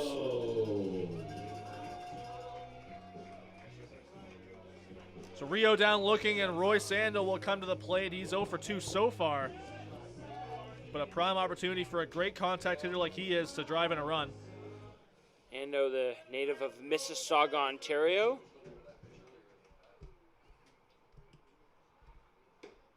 First pitch, called a strike. Nice off-speed changeup there from Gore. And when I talked to Christian Lazard during the offseason on Baycats Banter, he told me Roy Sandel is one of the guys he's most looking forward to playing with. Obviously, those two grew up in Mississauga. They crossed paths in their baseball lives growing up. And nice to see them on the same team. 1-1 to Ando. He swings and misses. It's 1-2. Ando, former member of the Canadian junior national team for baseball. He actually was excited to go play in his, I wouldn't say his native Japan, but his family originates from there, and that was something that meant a lot to him when he was growing up, that he was able to play in a tournament there. Yeah, we had a nice conversation with him a few years ago at Media Day, talked all about even just the talent that has come up in the country of Japan. Obviously, Shohei Ohtani. Right back up the middle, and Roy Sandel has his first hit of the season, and the Baycats take a 5-2 lead. Wait, Ben.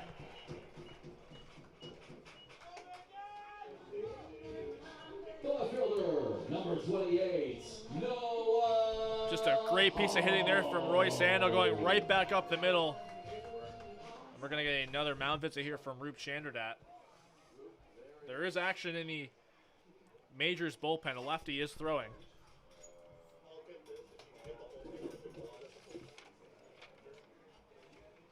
And that looks like it's going to be it for Daniel Gore, a new pitcher coming into the ball game for London. Jared Lund is that pitcher. We'll get a good look at him in just a moment. You're watching Baycats TV.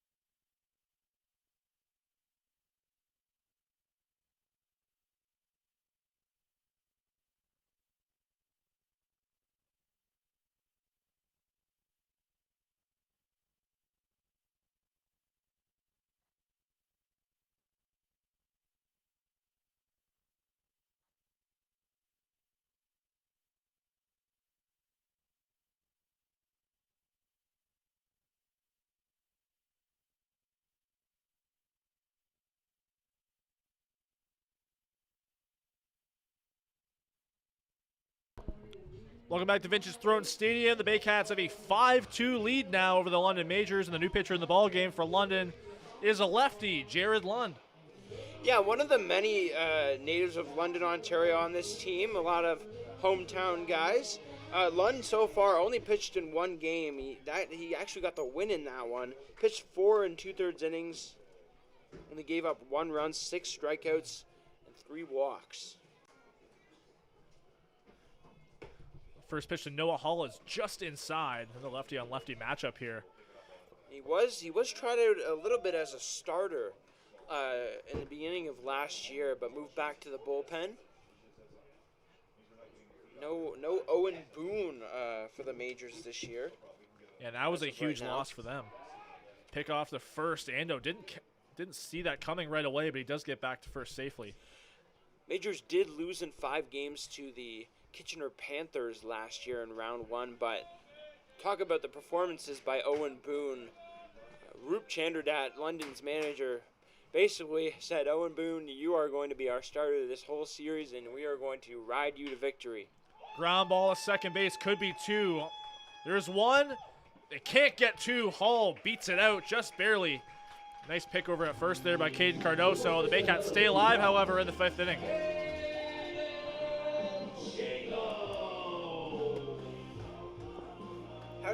How do you think Ben's doing on PA right now? He sounds like he's loving it.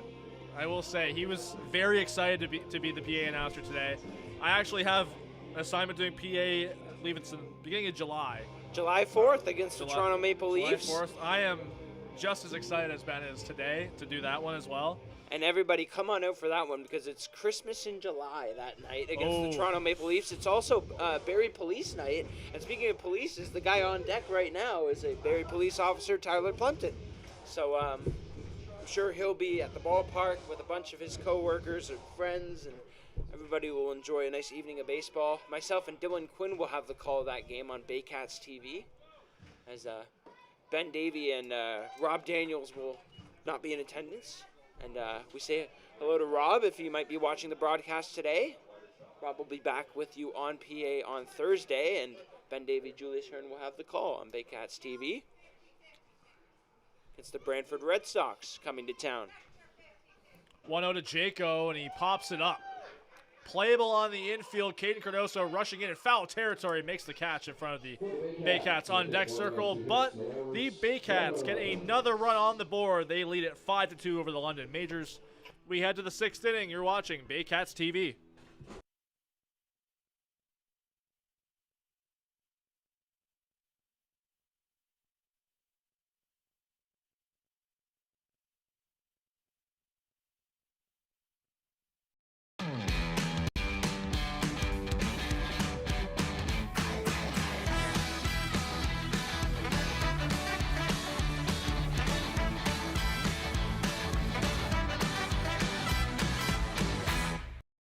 Danielle May Real Estate, supporting the Barrie Baycats and ready to help with all of your real estate questions. What is your home worth? Should you sell now or wait?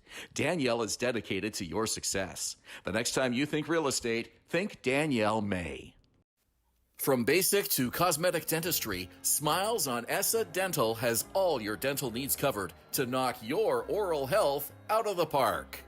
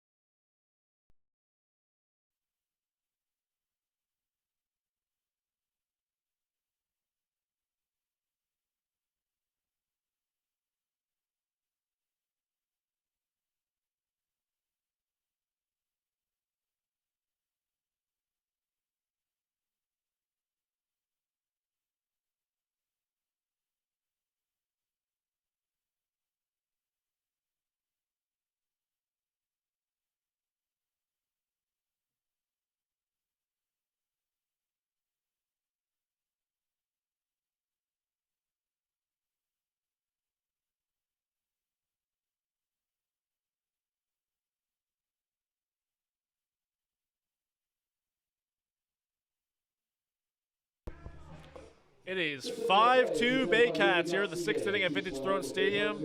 The London Majors coming up, and they'll face a new pitcher, lefty Christian Lazar. Yeah, Christian Lazar, one of the two natives of Mississauga, Ontario, with Roy Sando. He's gotten into 3 games so far this season. Still yet to record a decision, but he has a 1.92 ERA in 4 2/3 innings pitched, 3 strikeouts, and 0 walks. Quick grounder to Roy Sando, takes quick care of Caden Cardoso for the first out.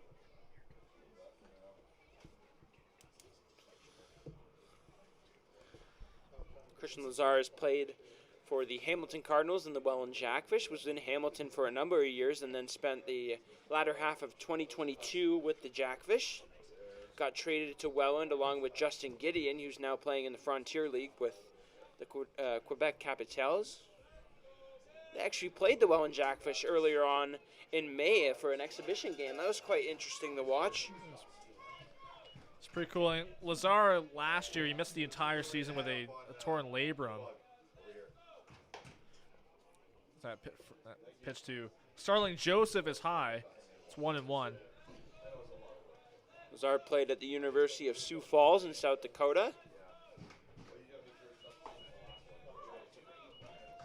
Said one of his high school coaches knew the pitching coach at Sioux Falls. That's how that connection brewed. Said he had a great time pitching there and then came back to the IBL.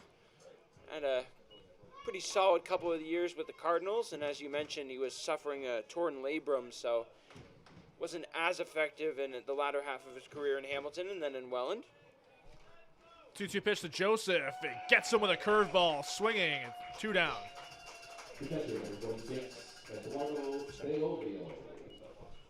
So we mentioned, talking about the torn labrum that Lazar had, he said he was kind of dealing with it in the latter part of his 2022 season. That's when he realized, like, hey, I need to get this taken care of because it was obviously affecting his play. It was, at that point, he was kind of losing his stuff.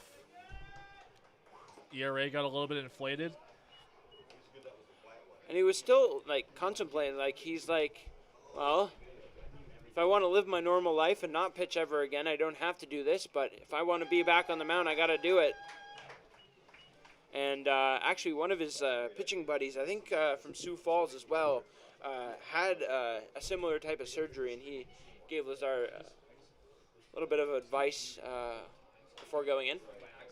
High fly ball to left field. Noah Hull drifting back on the warning track. He runs out of room. That ball is gone. Eduardo Deolio with a towering home run to left field. It's now 5-3. Yeah, and we talked about the power for Deolio. That swing, like you mentioned, long fly ball left field. And that's what he provides for this London Majors team. He is a great hitter. The right fielder, number 22, Byron Whiteside.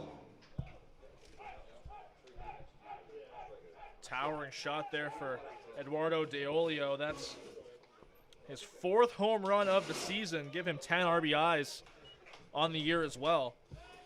Every team has a home run celebration. The Baycats have their own swag chain, if you want to call it. Majors have a, I don't know what to call that. They were all in a line and. Yeah, I'm not really sure what to call that either. But I'm loving seeing all these teams have their new home run celebrations. Exactly, and you love to see teams celebrate a great swing from one of their fellow teammates. So 0-2 here with 2 out to Byron Reichstein. Lazar's pitch is high. You know, because of the rain, it's not the biggest crowd here, but definitely a very noisy one getting behind their Baycats. And much better crowd than you'd expect for a game that was delayed 2 hours. Another curveball is low in the dirt. 2-2. I think it helps that the weather has gotten a lot nicer. Absolutely. Yeah, the sun really started to come out within the last hour before first pitch today. 2-2 to Reichstein, foul to the screen. I'll tell you something about Eduardo Deolio. So I started calling games here last season. As you know, I do a couple innings of play-by-play even when I'm working with Ben Davy. Deolio was the first home run call I ever had. Wow. Nice. Not in this game, but at a game last season. He was the first ever player I got to do a home run call for, so that's pretty cool. He gets another one in this game. How many Baycats home runs have you called? Do you know? Flared out to left center field. Looks like this one's going to get down right in between Ejo and Hull. Reitstein rounding first, and we'll get a stand-up double with 2 out here in the 6th inning. The third baseman, number 14, Victor Platt. Sam, to answer you, I actually don't know. I think I probably have called more visiting team home runs than I have Baycats home runs. We got to fix that. Obviously, you had that call on Seth Strong last time when the Barnstormers were here. Seth Strong has been off to a great start. Fantastic start. Hit a home run in Welland a few days ago as well. He's been a very bright spot for this Barnstormers team, who picked up their 3rd win here today. First pitch is called strike to Victor Plaz, former Baycat, who had the RBI double his last time up in the 4th inning. Talking about that Seth Strong home run, just being able to see that replay, it kind of hit the houses over in right field, how far that was. That one's driven to center field. Ejo has to go back to the warning track. He's got a beat on it, but he runs out of room again. Victor Plaz gets his revenge on his former team with a game-tying 2-run home run.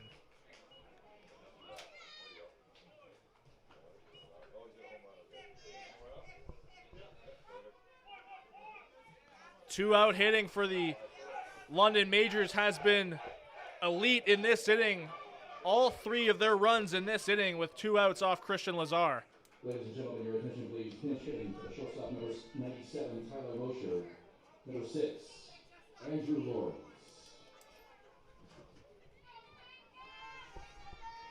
So now we'll bring up Drew Lawrence pinch hitting for Mosher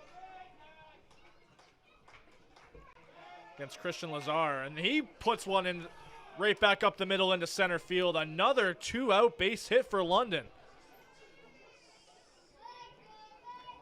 This outing has just been falling apart for Christian Lazar. Got the first 2 outs pretty easily, and since then 4 straight hits and 3 runs allowed.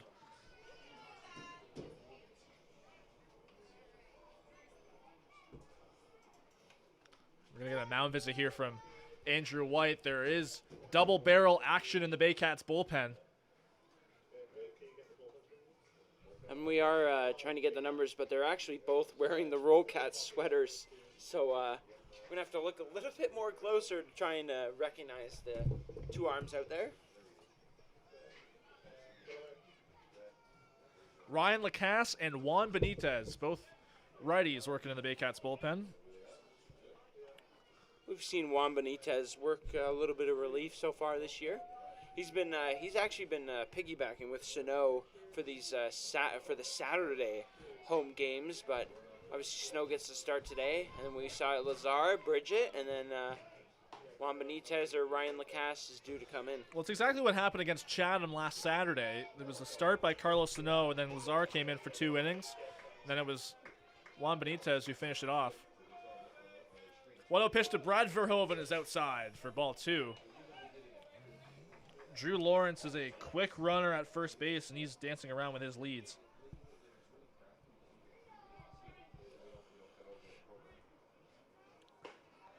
That one called a strike. Well-needed strike there for Lazar.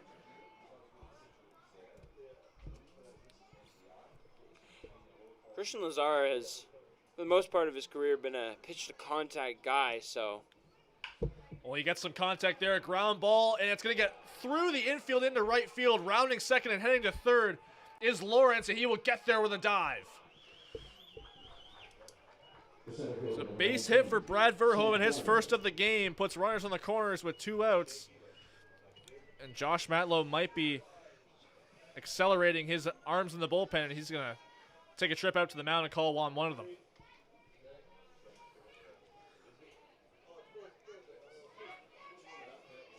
Slow walk, giving both Benitez and Lacasse a couple extra pitches, and it looks like it's going to be Juan Benitez coming out of the bullpen for the Barrie Baycats.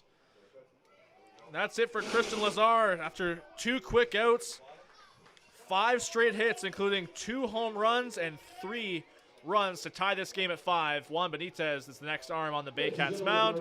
We'll take a break. You're watching Baycats TV. Number 30, Juan Benitez.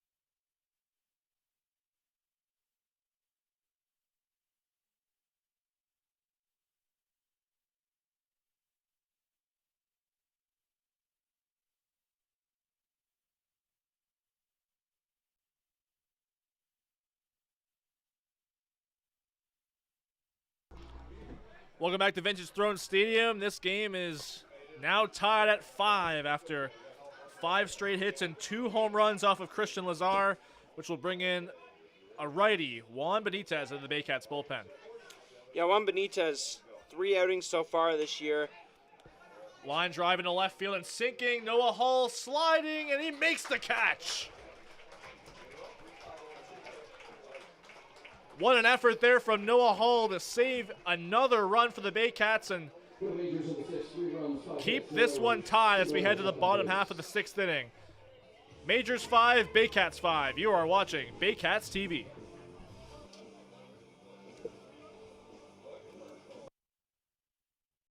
Visit Alliance Billiards and Sports in the northeast end of Barrie. A fun, friendly family environment offering pool, darts, karaoke, and live entertainment. Enjoy a large variety of delicious food and drinks on the patio. You'll come as a stranger and leave as a friend.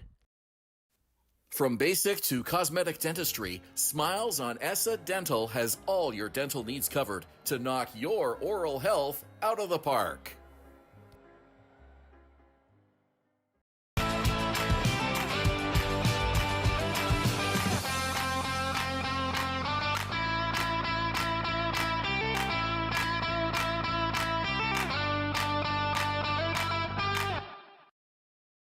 BarrieToday.com. Local news, weather, Baycat scores, and more. BarrieToday.com. Your community, your news.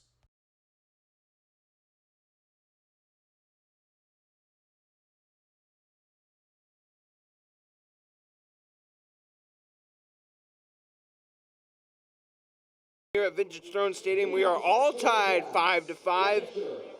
6th inning of play is brought to you by Moving.ca. 2 small men with big hearts moving, making moving stress-free for over 35 years. Baycats gave up 3 runs in the top half of this 6th inning, and they're looking to answer back against the London Majors. Still on the mound is Jared Lund facing Tyler Plumpton.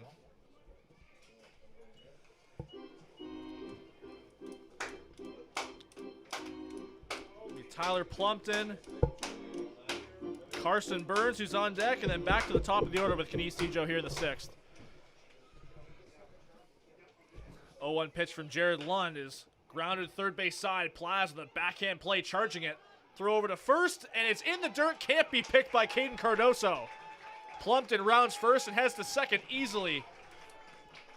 And a runner in scoring position right off the hop for Carson Burns here in the 6th. The shortstop, number 3, Carson Burns. So that'll be the second error of the ball game for Victor Plaz. That's something that even as a Baycat he struggled with is defensively. Of course, he has been great offensively in this game with an RBI double and that 2-run home run to tie the game. But that puts a runner in scoring position. He's going to have to play shallow on the infield corners with Cardoso. First pitch to Burns. Called strike. We talked about it a few innings ago when the Baycats had an opportunity to add on. They did. They made it 5-2, but I did mention that adding on runs would be important. We just saw why the last half inning. 2 home runs for the London Majors. Tie game just like that. Modest lead for Plumpton. Good secondary. Pitch to Burns is outside. It's being held on a little bit by the shortstop, but not too much, so secondary lead is definitely possible here for Plumpton. Just a reminder, that's Drew Lawrence at shortstop after he pinch hit for Tyler Mosher.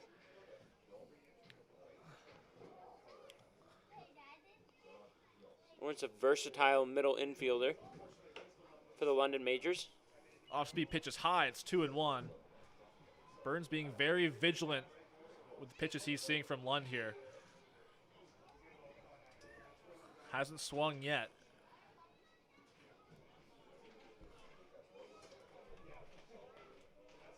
Infield corners playing shallow, approaching the turf. The pitch.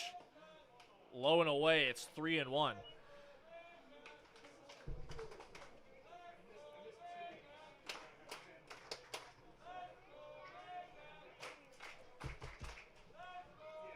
Still an active crowd here at Vintage Throne Stadium throughout this ball game, and even after the 2-hour weather delay we had this afternoon.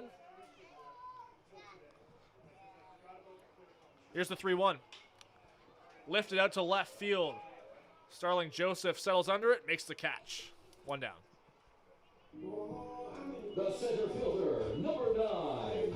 Yeah, even at like 4 o'clock, it looked miserable, but you know what? Weather started to clear out, thankfully, and Joe Breeden and his grounds crew here in Barrie have done an amazing job making sure that we got a baseball game in here today.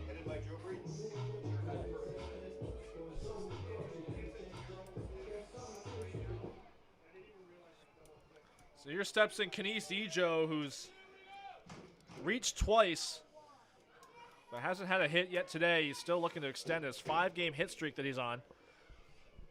First pitch in there for strike 1.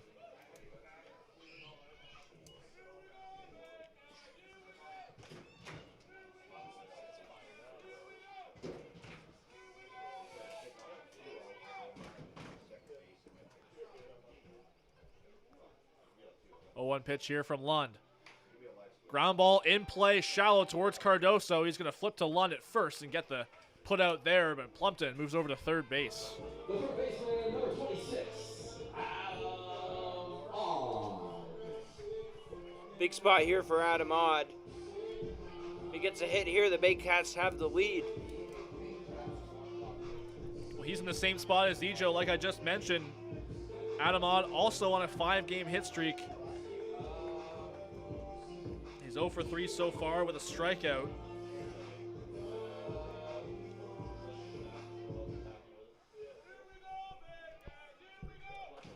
A little bit of an easier defensive alignment now for the Majors with 2 out.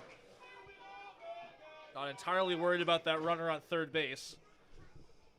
First pitch to Odd is off speed, and that curveball looked like it got away from him. It's up high.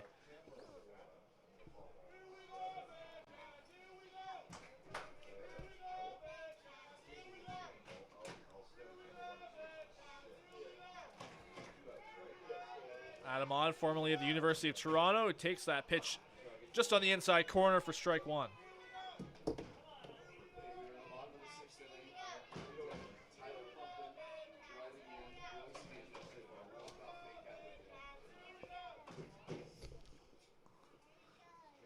Great crowd here, seeing a 1-1 is just outside on Adam Odd.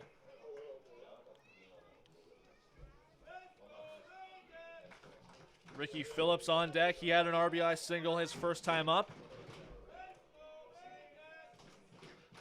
Odd home run cut there, but he cuts and misses.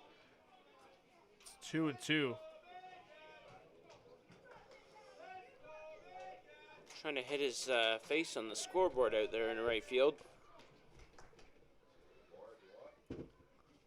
2-2 from Lund. In the dirt. Nice block from DeOlio. A great take there from Adam Ott, extending this count.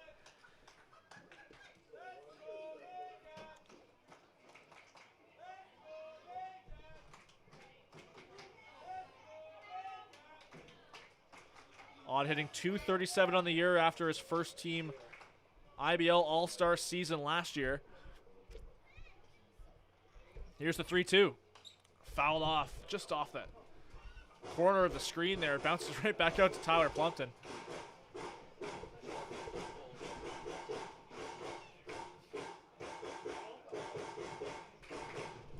You know Ott is very eager to hit here. We noticed that strikeouts were an issue last year. It's something he wanted to cut down on. He's been red hot for this team so far in the last few games. He flares that one out to left field, but right at Starling Joseph, who makes a walking catch out in left field. We head to the 7th inning after the Baycats strand a runner on. It is 5-5. You're watching Baycats baseball on Baycats TV.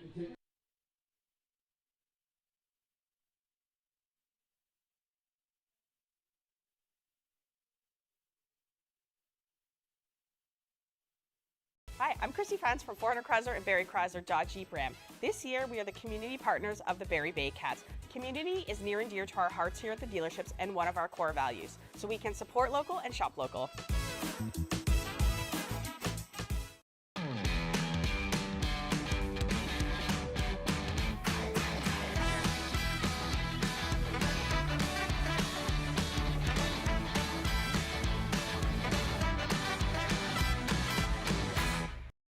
The only North Barrie Market, your go-to for homemade meals, catering service, and the freshest locally sourced meat. Get ready for an unforgettable barbecue experience with Barrie Best Barbecue coming soon. All at North Barrie Market, 580 Bayfield. Moving.ca. For all your moving needs for over 35 years, Moving.ca. The original two men who just happen to be small, who make moving stress-free. Two small men with big hearts moving. We always have a big heart for you at Moving.ca. From basic to cosmetic dentistry, Smiles on Essa Dental has all your dental needs covered to knock your oral health out of the park.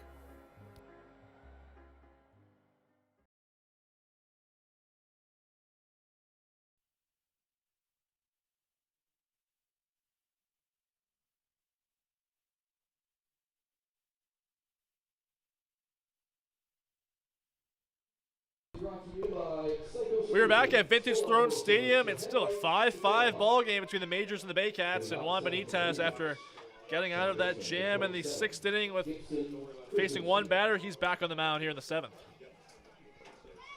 Yeah, as I was mentioning before he got that third out of the inning, 3 outings so far for Benitez. He's 1-0, 4.09 earned run average in 11 innings with 11 strikeouts and 4 walks.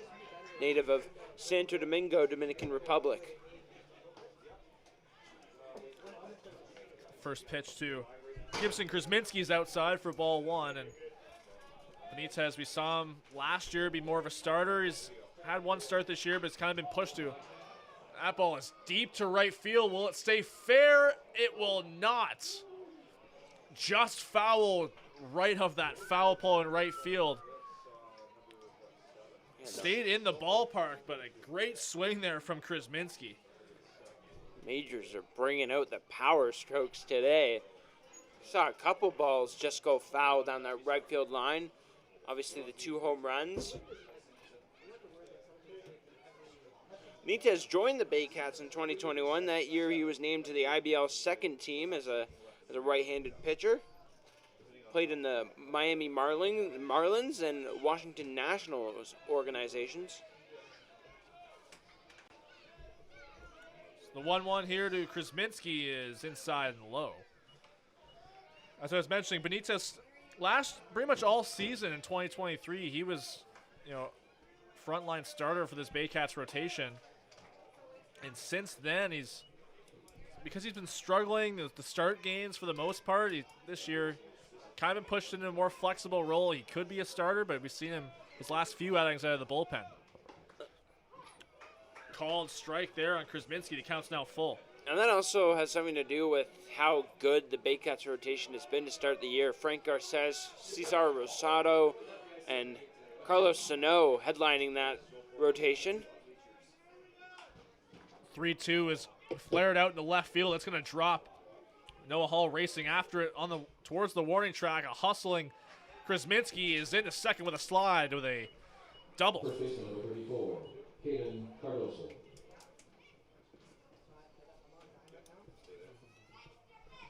Leadoff double for Krasminski. That'll bring up Caden Cardoso, and this is a guy that, if you're a Baycats fan, you don't want to see this guy up with runners in scoring position. It's the first time Cardoso will be up with anybody on in this ball game.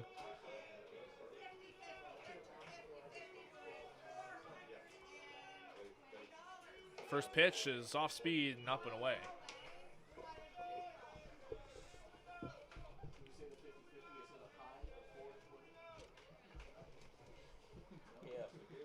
One out to Cardoso is cut on and missed. A great low fastball there, almost kind of in the dirt for Plumpton. He had to make a nice block, but it's 1-1.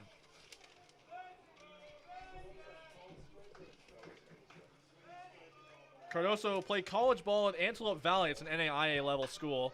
He pops that one into center field. Canisijo rushing over to his right to settle under it, makes the catch for the first out of the inning. The left fielder number 7, Starling Joseph. That'll bring up Starling Joseph, who's another one of these hot hitters that the majors have to start this season. Their top three hitters, that would be Starling Joseph, Caden Cardoso, and Tommy Reyes Cruz, who's not in the lineup today, have been hitting a combined .358 through the first 9 games of the season. Not to mention guys at the top of the lineup like Krasminski, who just had that double, has been adding to that. First pitch to Joseph is popped out of play on the right side.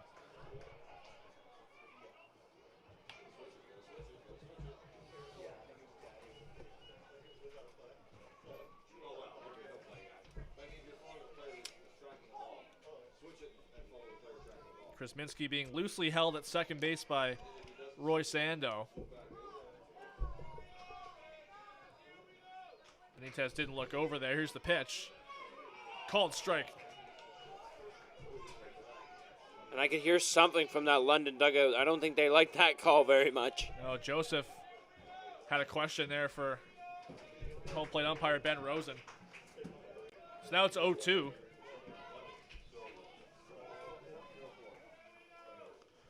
Joseph himself on a 4-game hit streak. Nice block there by Plumpton, saving a base for his pitcher.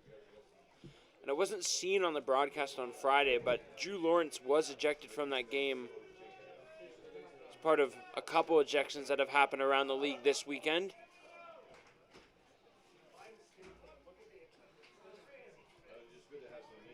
So here's a 1-2 to Starling Joseph, and he grounds it towards third, but it's going to roll foul. Starling Joseph was one of those guys in the playoffs last year. Only 5 games for the majors against Kitchener, but definitely came up big, had a couple home runs on the road as well. That London Majors team, they tried to have a three-peat, obviously weren't able to. 1-2 is in the dirt. Another nice block there from Tyler Plumpton. Joseph 0 for 3 so far in this game. Like I mentioned, he's looking to extend a hit streak that he's got so far to 4 games.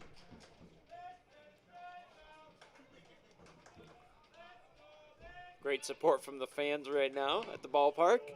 Outside, a nice reach there from Plumpton again. He's been asked to do a lot behind the plate today.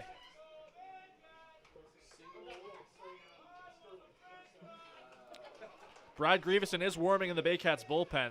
We have the first French fry chant. Swung on and missed. got him with an outside fastball reaching, and that's the second out of the inning.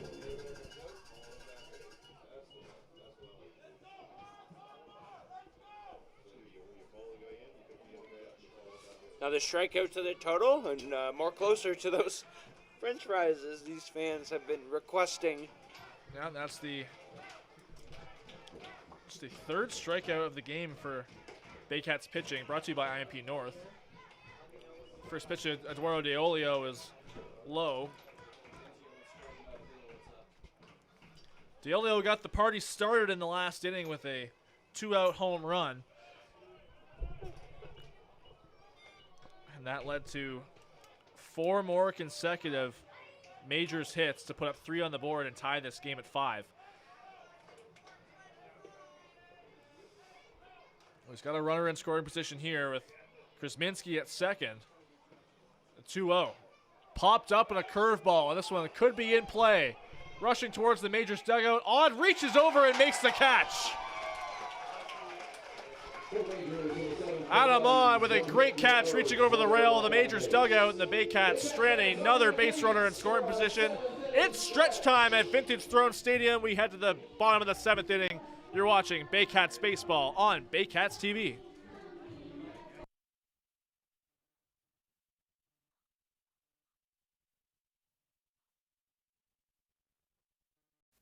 From basic to cosmetic dentistry, Smiles on ESSA Dental has all your dental needs covered to knock your oral health out of the park. The Collingwood Brewery at 10 Sanford Fleming, producing delicious lagers, ales, and seltzers since 2014. The proud home of the Baycats Brew. Check out their retail shop and tap room, and select products at the LCBO, beer store, and grocery stores. Cheers, and go Baycats!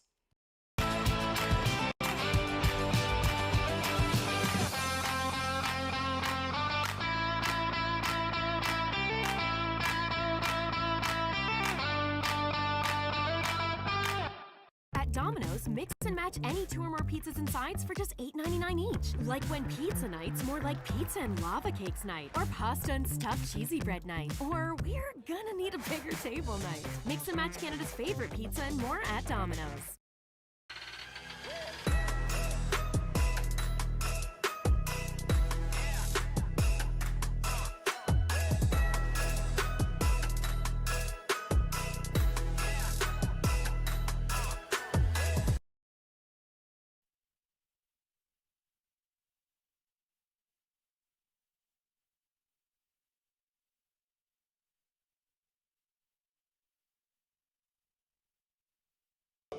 Seventh inning, bottom of the 7th inning here from Vintage Throne Stadium. The 7th inning of play is brought to you by Psycho Solutions, full automotive service from headlight to tailpipe. Coming out of the 7th inning stretch, this game is tied at 5 between the Majors and the Baycats, and Ricky Phillips will lead it off for the Baycats, then Ryan Rio and Roy Sando after him. Phillips had an RBI single in the first inning. First pitch from Jared Lund is low for ball 1. Lund still in this ball game. Worked last inning. Came on late in the 5th. Another pitch low. Great take there by Rick Phillips. And as the weather starts to get a little bit cooler at the ballpark, if you're like me, put on one of the nice new Baycats sweaters available online at the Baycats merch shop and at the ballpark right at the front entrance. Couple new sweater designs. And the Roll Cat sweaters, obviously very popular, are now for sale for the fans. So 3-0 to Phillips is a called strike. He's taking all the way. Put on one of those and enjoy the rest of this game. Hopefully the Baycats can take the lead here and get another win. Up and in for ball 4, and the Baycats have their leadoff hitter on for Ryan Rio.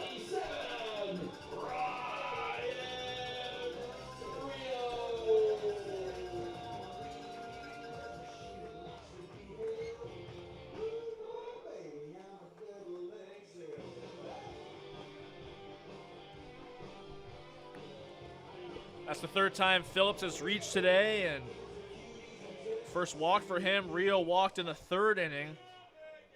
Also reached on a fielder's choice in the first, but since then he's struck out in the fifth inning. Looking for some redemption here against Jared Lund. Phillips with a decent lead, doesn't go. First pitch is call the ball. Another lefty-on-lefty matchup here for Ryan Rio.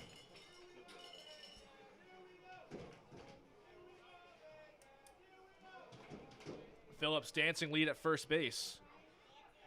Held on by Cardoso. Pickoff attempt, he dives back in safely.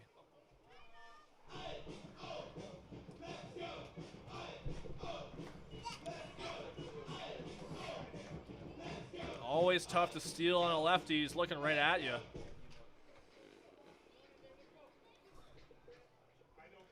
Phillips really testing him. The 1-0 pitch is outside for ball 2.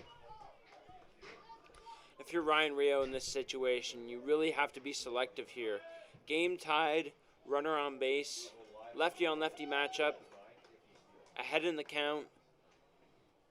Look for one that you can put the barrel on and possibly give the Baycats the lead with one swing. Stadium tense as the 2-0 comes, and it's up high for ball 3.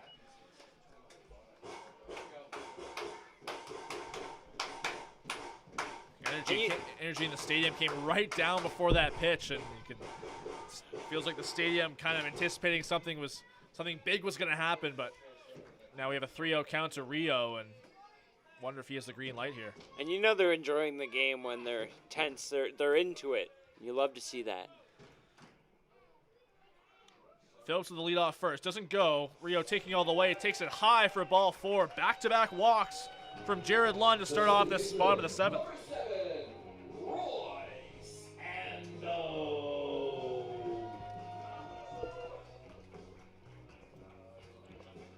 I'll bring up Roy Sando, but first we're going to get a mound visit from the entire Majors infield.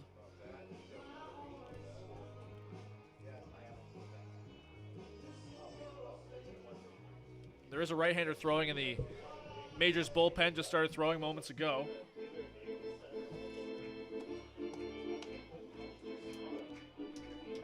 This is a big inning of the tie ball game. Now 2 on to start off the 7th inning, and Roy Sando coming up, who had an RBI single his last time up.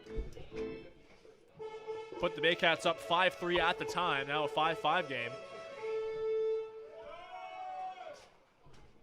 Gibbon is Gibson, not Gibbon. It's Gibson.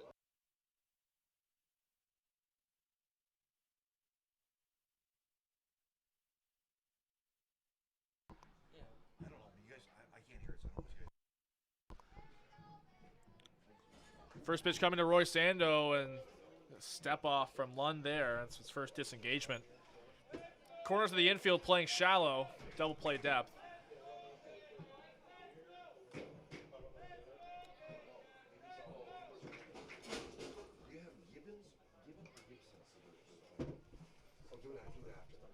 Now the first pitch to Ando is inside for ball 1. I don't want you to switch it now because of the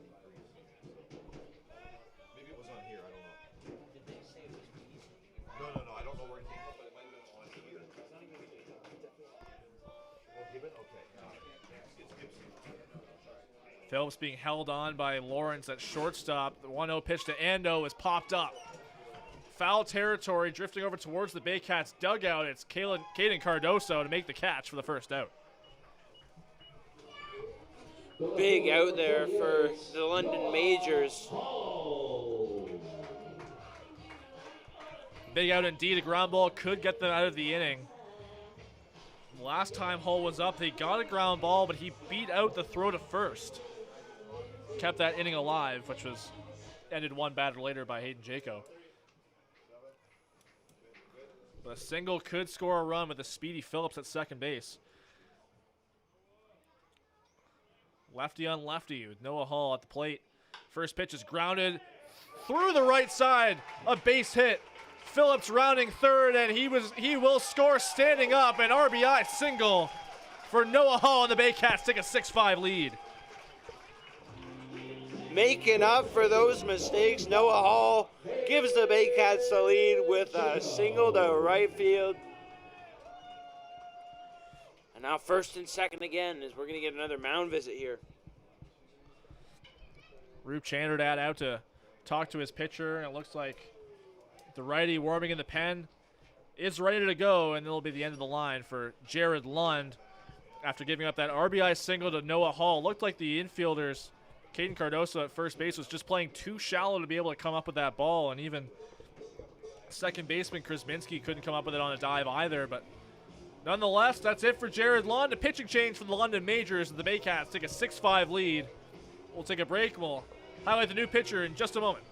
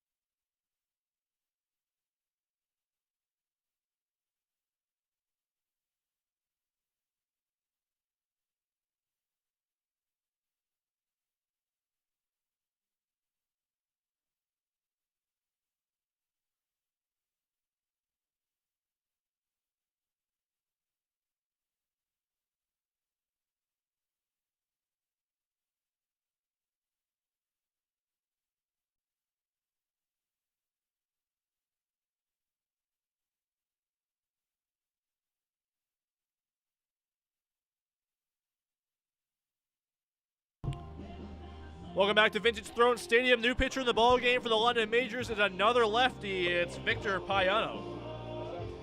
Yeah, Victor Payano, 4 appearances so far. 0-1 record, 3.06 earned run average in 14 2/3 innings, 15 strikeouts, and 5 walks. 5th appearance of the season for Payano. He's had 3 in relief, 1 start.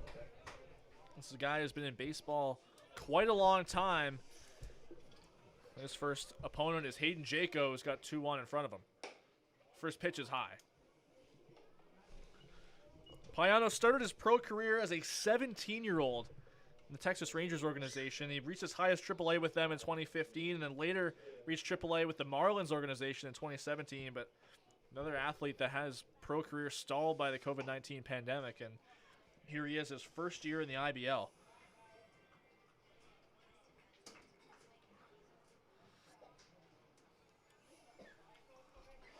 Yeah, another huge presence on the mound. I saw him and Carlos Sano having a discussion. Obviously, 2 Dominican pitchers, and both have similar frames on the mound. Obviously, Payano a lefty, Sano a righty, but both very tall. Absolutely. Payano, big, tall presence on the mound. Get a lot of leverage off that rubber. From San Juan de la Maguana, Dominican Republic. Him and his catcher, Eduardo De Olio, from the same hometown in the DR. Maybe a little bit of scouting from De Olio? Maybe. Or maybe not scouting, maybe just recruiting. In a college term. Last outing was June 1st against Welland. He took the loss in that one. The 2-1 pitch to Jaco is inside and low for ball 3.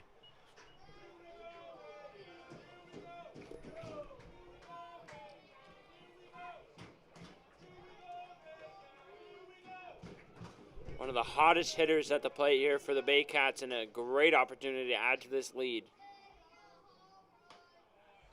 Called strike. Jaco thought he had the free pass, but home plate umpire Ben Rosen says otherwise.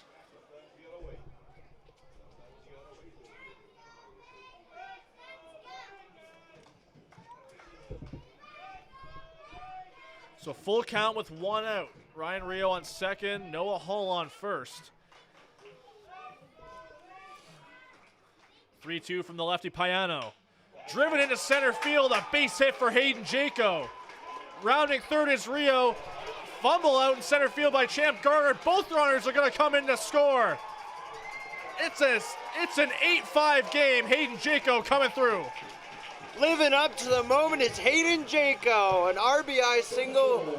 He most definitely reached base on the fumble out in center field, but he gets 2 runs across the plate, and the Baycats have a 3-run lead now in this ball game. So that's going to be scored a single and an E8 on Champ Garner. That's going to allow Jaco to move up to second base, so another runner in scoring position for the Baycats, and Tyler Plumpton, who had an RBI double earlier in this ball game with another crack at it. Still only 1 out. First pitch is in there. Breaking ball for strike 1.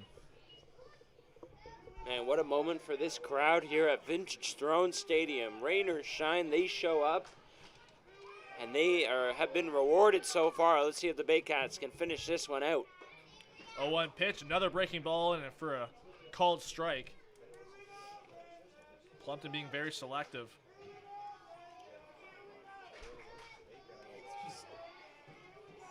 No hold on the runner, Jaco.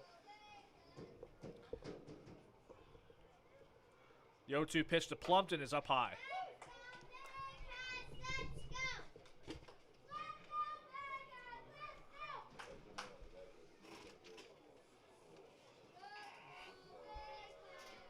You mentioned the similarities between Sano and Victor Payano. We'll say that Payano does work a bit slower off the mound. That one's flared into the right side, into right field for a base hit. Jaco gets the stop sign at third, but nonetheless, Tyler Plumpton with another base hit. Second hit of the game there for Tyler Plumpton.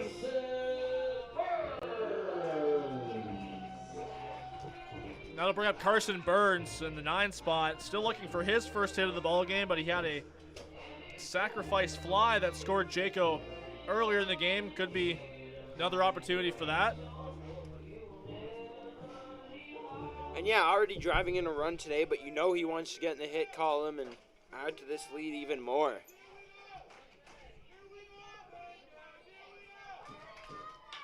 First pitch is popped up into left center field. Jaco tagging. The catch made by Joseph. Here comes the throw, and it's cut off by the first baseman Cardoso. It's going to draw Jaco back to third base. Great throw there from Starling Joseph. It looked like it could be a bit too shallow for Jaco to tag up on that one. He made the bluff and got the majors on their toes. Still 8-5 Baycats.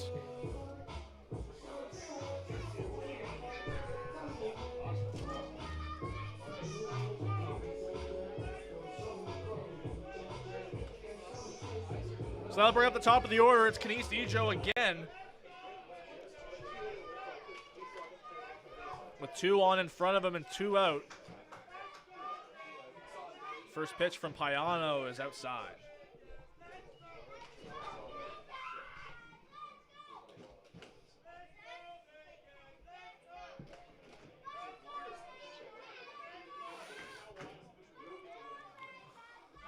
Plumpton with a short lead at first base. Jaco at third. The pitch to Kenise Ejo is into center field for a base hit. Jaco will score, and it's 9-5.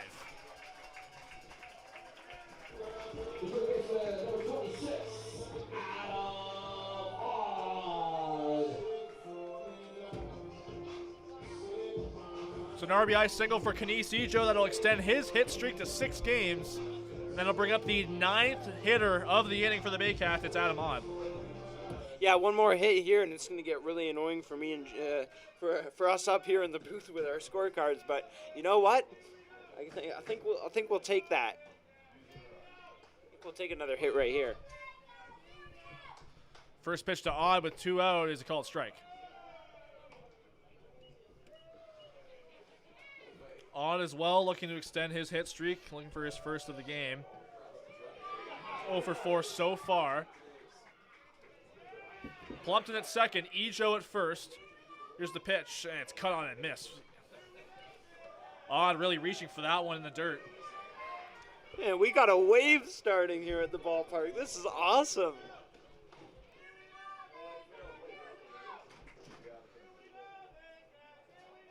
Odd waiting for the 0-2 from Payano. Here it is. It's called strike 3. Great curveball in the inside corner from Payano.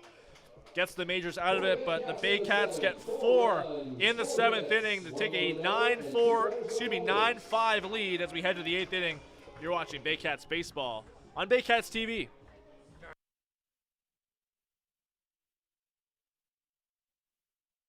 The Collingwood Brewery at 10 Sanford Fleming, producing delicious lagers, ales, and seltzers since 2014. The proud home of the Baycats Brew. Check out their retail shop and tap room and select products at the LCBO, beer store, and grocery stores. Cheers, and go Baycats! From basic to cosmetic dentistry, Smiles on Essa Dental has all your dental needs covered to knock your oral health out of the park.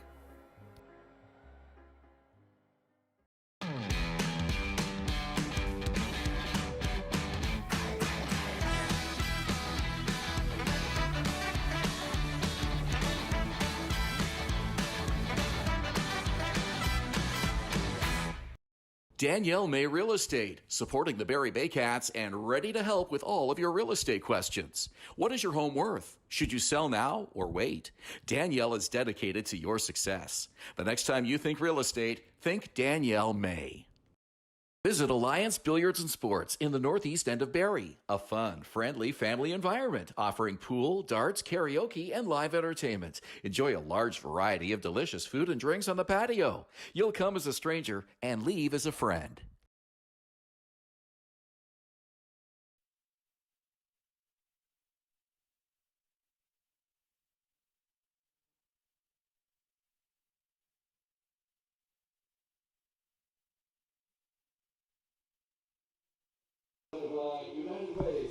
Welcome back to Vintage Throne Stadium. It is now a 9-5 Barrie Baycats lead over the London Majors. And if you're just joining us, the offense has really come on strong for the Baycats late in this one. They just put up 4 runs in that bottom of the 7th inning. Takes some clutch base hits. Juan Benitez back out to continue his first full inning of work. He finished off the end of the 6th inning. He got through the 7th, and now he's back out for the 8th. First pitch to Byron Reichstein is flown into left field. Noah Hall backing up onto the warning track. It's drifting, and it's gone. Byron Reichstein with a long drive that just kept carrying, and it's a 9-6 ball game. Ball's carrying out today. That's the 3rd home run for the London Majors. Byron Reichstein. And up stands a guy who's already hit a home run today, Victor Plaz.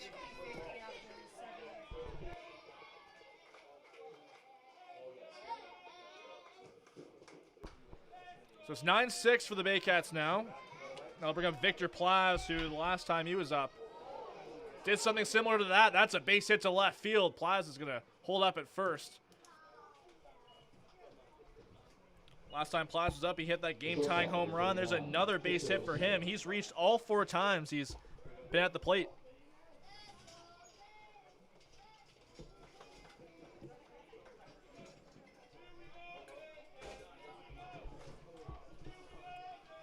And if you're Juan Benitez, you just got to get outs in this situation. You can't let it turn into the 6th inning where the Majors got a couple runs in on a couple home runs. Great bunt here from Drew Lawrence, and the play at first is in time. Great play falling off the mound there for Benitez to get to that ball, and he just got Lawrence by a step at first base. Plaz moves up to second base on the sacrifice, but that play by Lawrence made it way closer than maybe it should have been a picture-perfect bunt.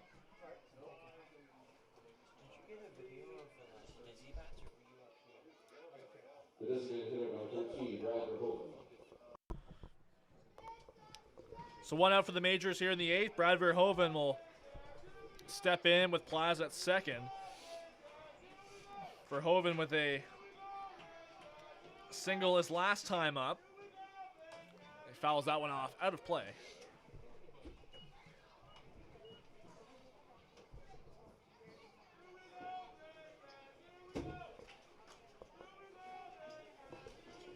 Verhoeven came into this one batting .273 through 4 games.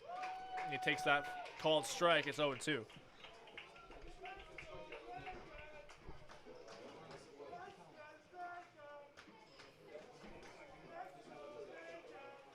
The 0-2 from Benitez, swung on and missed. Verhoeven goes down swinging for out number 2. And that's a big strikeout for this ballpark. That means free fries for everyone at the ballpark today. Strikeout brought to you by IMP North. Center fielder number 19, Champ Garner.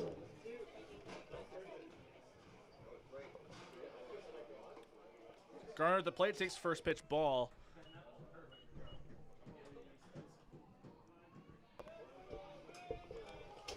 Garner's 1 for 4 today, but that one he got in the 5th inning. He was eventually caught stealing. And a great throw by Tyler Plumpton.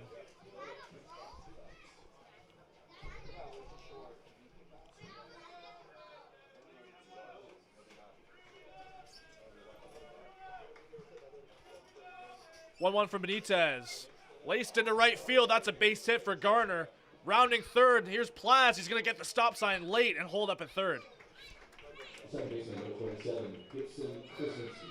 Decides not to test the arm of Ricky Phillips out there in right field. So great throw from him, holding the runner on at third with 2 out.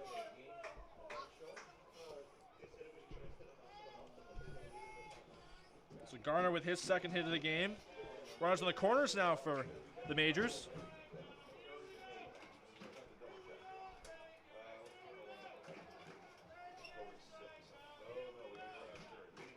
Benitez trying to get through the rest of this inning unscathed, other than that leadoff home run by Reichstein. Brad Grieveson is warming in the Baycats pen. A nice block there for Plumpton. This is Gibson Krasminski. Doubled his last time up, but was eventually stranded. That was in the 7th.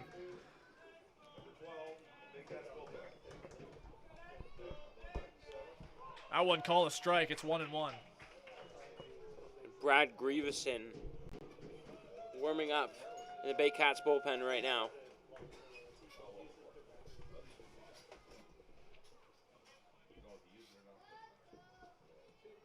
The 1-1 is grounded to short. Carson Burns can't come up with it. It bounced over him off his glove. Plaz scores. Garner over to third on the what's going to be an error charge to Carson Burns, and that's going to keep that inning alive.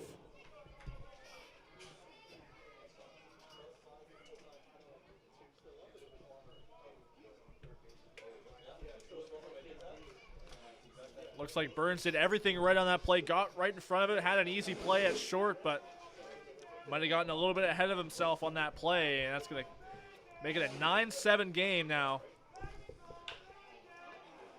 That one driven by Cardoso into left center field. It'll drop for a base hit. Garner scores.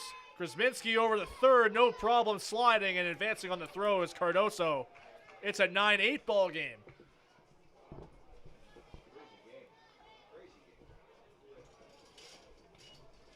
That error has opened things up for the majors. They're just 1 run away from tying this game, and that's going to bring Josh Matlow out. Brad Grieveson, this is the second time he's been warming, and it looks like he's going to be the next man up for the Baycats out of the bullpen. Slow trot for Josh Matlow out to give Grieveson a few extra seconds and a little bit of a discussion before the ball's handed over. Benitez got out of a couple jams, but He leaves the Baycats with a jam with 2 out, leaving way for Brad Grieveson. We'll have a bit more on him in a moment. You're watching Baycats TV.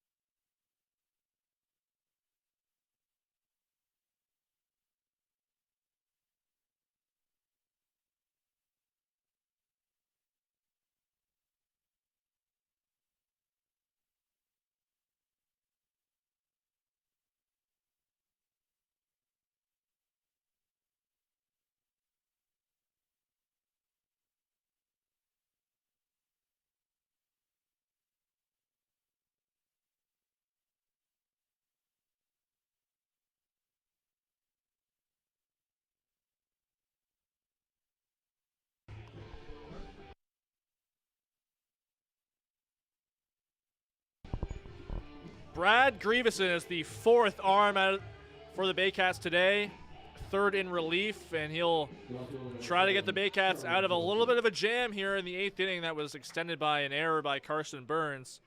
3 runs for the Majors in this inning has made it a 1-run ball game, and Brad Grieveson really wants to take care of business, unlike a couple of other appearances he's had recently. Josh Matlow wanted to get him some work in this game. Here's his chance to strand these runners. First pitch to Starling Joseph is in the dirt. The inning started with a leadoff home run by Byron Reichstein, and then Victor Plaz got on. Sacrificed over by Drew Lawrence, and then hit by Champ Garner. And then Gibson Krasminski reached out an error, which scored Garner. So 3 runs in this inning have turned what was a 9-5 ball game into a 9-8 ball game.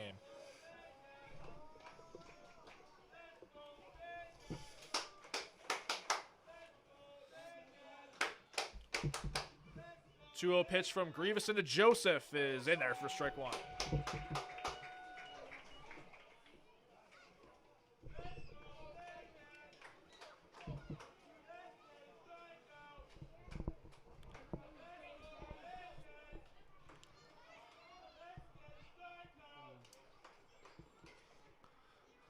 Pitch curveball in there is foul, popped up, but out of play over our heads.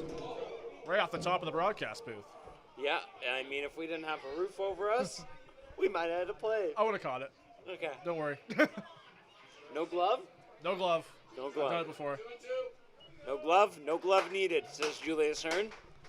So now 2-2 on Starling Joseph with 2 out. Grieveson 1 strike away from getting out of this one. Cardoso leads at second. Krasminski at third. Here's the pitch. Oh. And it looked like it hit the batter, Joseph. He looked like a swing. They're going to appeal to first base. Yeah, that did look like a swing. And if There's they don't get this here. in the Baycats, yeah. There's going to be a discussion here for... They're going to give him the hit by pitch. Oh, that's not gonna. Yeah, that's. It's not gonna make Josh Matlow happy there. He does not look happy at all. He's out to talk to home plate umpire Ben Rosen.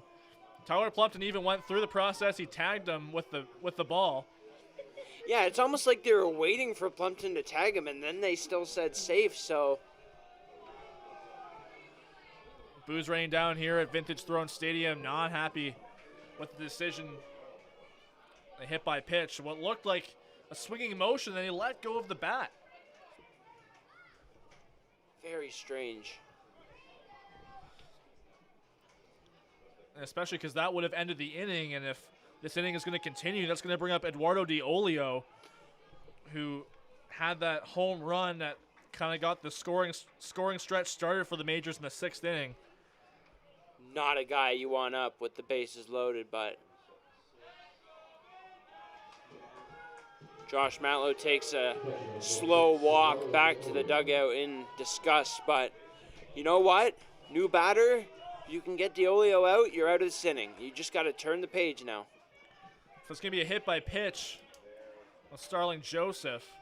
His first pitch to D'Olio, he swings out of his shoes for strike 1. Yeah, he wanted to hit that one over Highway 26.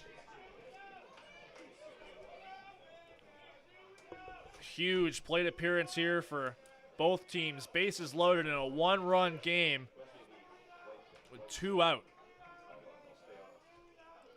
Brandon Hillier, it looks like he's throwing in the Baycats' pen. That pitch is fouled right back to the screen, and it's 0-2. And the fans are getting back into it. They know the importance of this at-bat, this pitch. And what has been an exciting ball game thus far, 9-8 here in the top of the 8th inning. The 0-2 pitch, poked out to center field. Canisijo settling under it, and he will make the catch to end the inning and strand the bases loaded. The Baycats remain in the lead, 9-8 after 3 Majors runs in that inning. We head to the bottom half of the 8th inning. You're watching Baycats baseball on Baycats TV.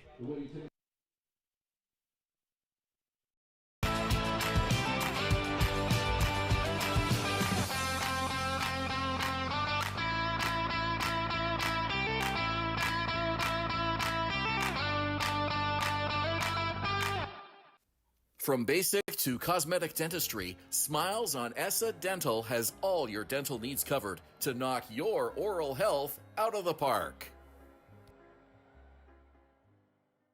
The only North Barrie Market, your go-to for homemade meals, catering service, and the freshest locally sourced meat. Get ready for an unforgettable barbecue experience with Barrie Best Barbecue coming soon. All at North Barrie Market, 580 Bayfield.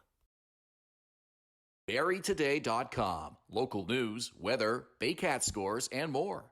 BarrieToday.com. Your community, your news.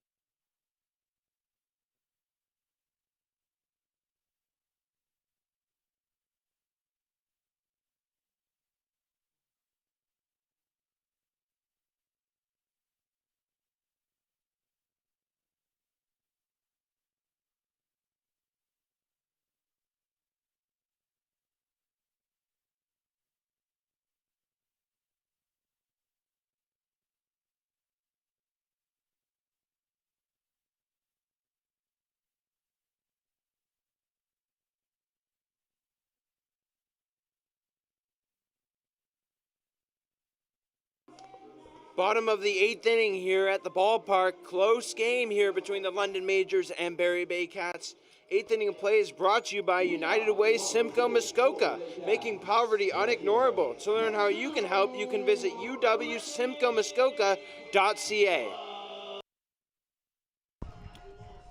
After 2 consecutive half innings with 9 batters up, the Baycats are back at the plate, leading 9-8. It's Ricky Phillips to lead it off, and then Ryan Rio and Roy Sando. Julius Hern along with Sam O'Coin, our entire Baycats TV crew. We've had a great ball game today. The Majors out hitting the Baycats 13-8, but it's the Baycats who are in the lead, 9-8. Yeah, a bunch of walks and Braden Farrington into the game. Another guy, hometown guy, London, Ontario. 3 games so far this season. ERA right at 3 in 3 innings pitched. Means he's given up 1 run. 1 strikeout and no walks so far for the veteran IBL right-handed pitcher. It's his 10th season with the London Majors. Last outing was May 31st against Brantford. 1 earned run in that one. He sports a 3 ERA through his first 3 appearances. That one's lined into left field. A base hit to lead off the 8th inning for Ricky Phillips. 3rd hit for Ricky Phillips. Saw a little bit of a bobble out there by Starling Joseph. Almost pounced on it, but decided not to. That's exactly what you wanted for the Baycats. A runner on for Ryan Rio, who hasn't had a hit yet, but he's reached on 2 walks today.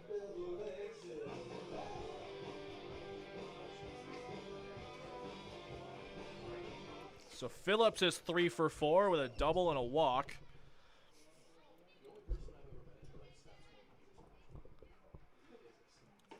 First pitch to Rio is a hanging breaking ball. He swings through it for strike 1.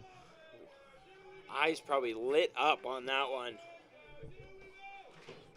Last time Phillips was on base, he had a lefty in front of him in Jared Lund. Now he's a little bit extra advantage to steal on this pitch, but he doesn't. Another called strike to Rio.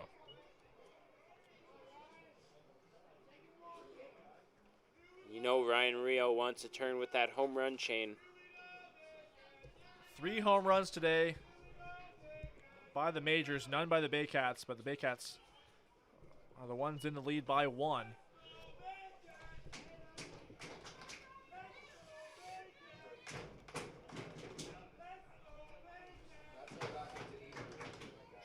One-two pitch from Farrington is inside and low. Blocked by DeOlio. And like guys like Farrington and Reichstein and Cleveland Brownlee, who's not in the lineup today, they'll remember 2014, if I'm not mistaken, the Baycats won in London for their first of 6 IBL championships in a row. Majors obviously getting 2 straight, 2021 and 2022. Farrington with the 2-2 delivery to Rio. Swung on and missed. Rio down swinging for the 2nd time today.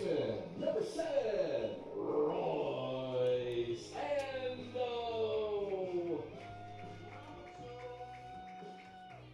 I'll bring up Roy Sando's 1 for 4 so far. That one was an RBI single in the 5th inning. Nice to see him back in Baycats blue. First appearance of the season. Baycats in the home whites today. Obviously. Runner goes. Wave and a miss from Ando, but Phillips is in there at second standing up. Throw gets behind the bag a little bit, but Phillips staying at second with another stolen base.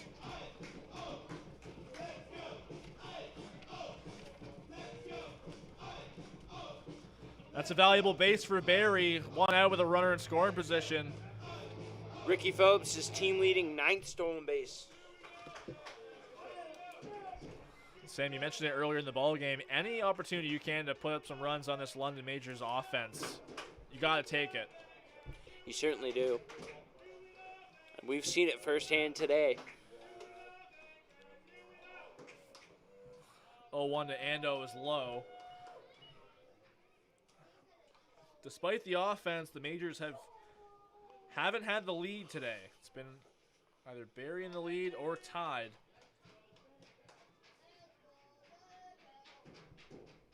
Hard to imagine with all the big innings they've had. 2 in the 4th, 3 in the 6th, 3 in the 8th for London. For Barrie, 1 each in the 1st and 2nd, then 2 in the 4th, 1 in the 5th, and then a big 4 spot in the 7th to put them at 9. Step off there from Farrington. He's looking a little rattled there by Phillips after the stolen base.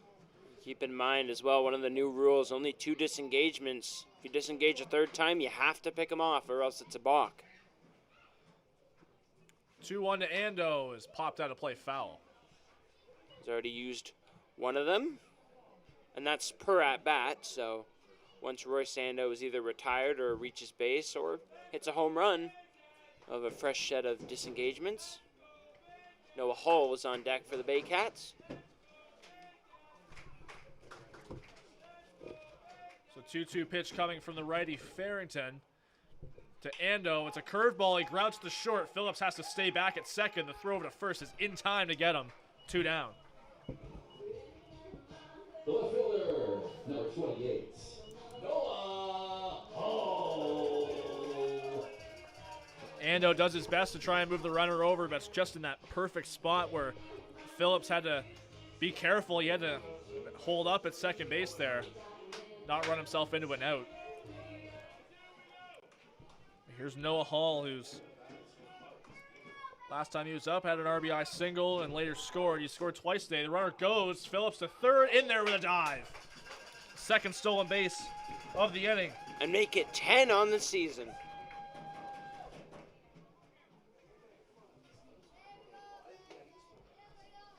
That pitch was a ball to Hall. So runner on third now for Noah Hall. It's the righty Brady Farrington. Cut on and miss from Hall. Brandon Hillier warming up in the Baycats bullpen. He might be the one to get the 9th inning.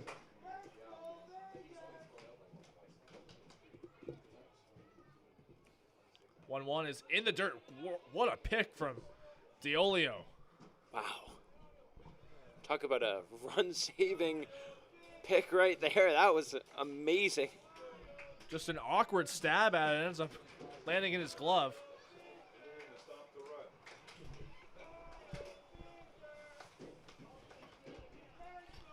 Farrington comes set for the 2-1.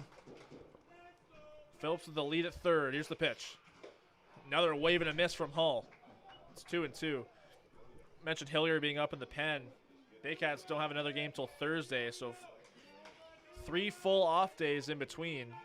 Brendan Hillier worked an inning on Friday. He actually closed out the game. Wasn't a save because no one was on. It was a 4-run lead, but 1-2-3. Swing and a miss from Noah Hall. He goes down swinging. Farrington gets out of it unscathed as we head to the 9th inning. The Baycats trying to close this one out with a 1-run lead. You're watching Baycats baseball on Baycats TV.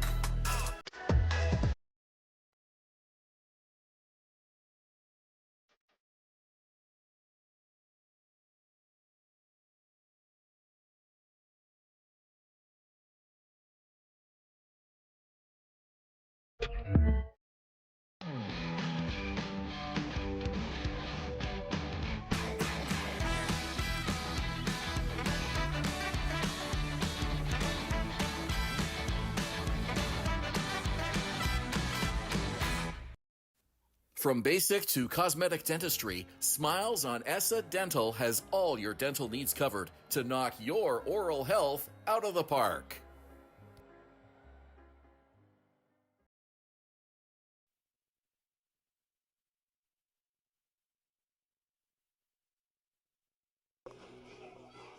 Top of the 9th inning here at Vintage Throne Stadium with the Baycats clinging on to a 1-run lead. The 9th inning of play is brought to you again by United Way Simcoe Muskoka, making poverty unignorable. To learn how you can help, you can visit uwsimcoemuskoka.ca. Brad Grieveson trying to close this one out. It's a 9-8 Baycats lead. First pitch to Byron Reichstein, a called strike. Reichstein led off the last inning against Juan Benitez with a home run that just kept drifting out to left center field. This one's grounded. Grieveson can't get there. Ando charging, barehands it, makes the play, but it's not in time. Reichstein beats it out. Perfectly placed ground ball for a leadoff base hit. Yeah, Reichstein doesn't run well. I mean, he got up the line decently quickly, but he placed that ball in a perfect spot. Royce Ando, try as he might, but he wasn't able to get him there.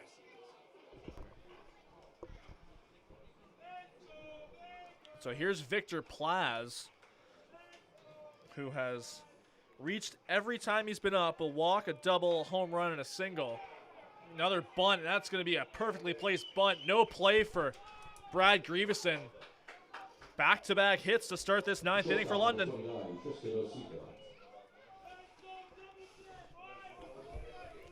So here comes Tristan Osika, pinch hitting for Drew Lawrence.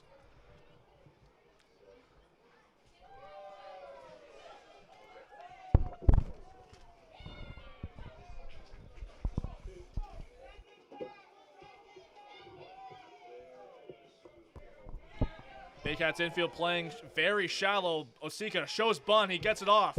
Plumpton with a play to first is not in time.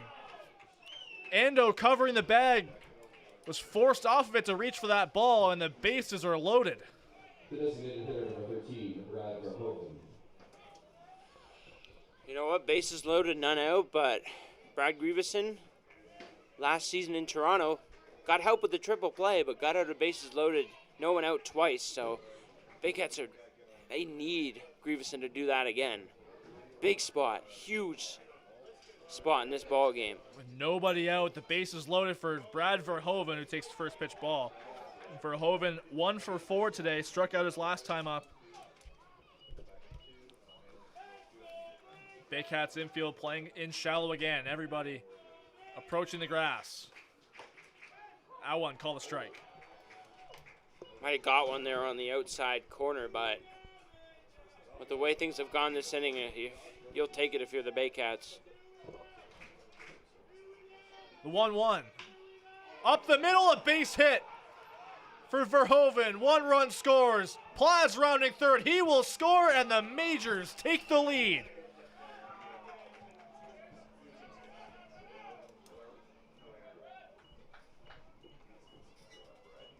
Brad Verhoeven coming in clutch for London, giving them a 10-9 ninth inning lead, and it looks like that's going to be it for Brad Grieveson.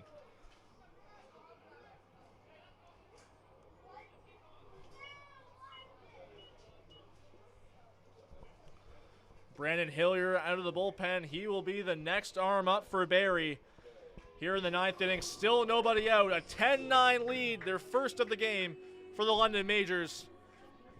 Pitching change. We'll take a break. You're watching Baycats TV.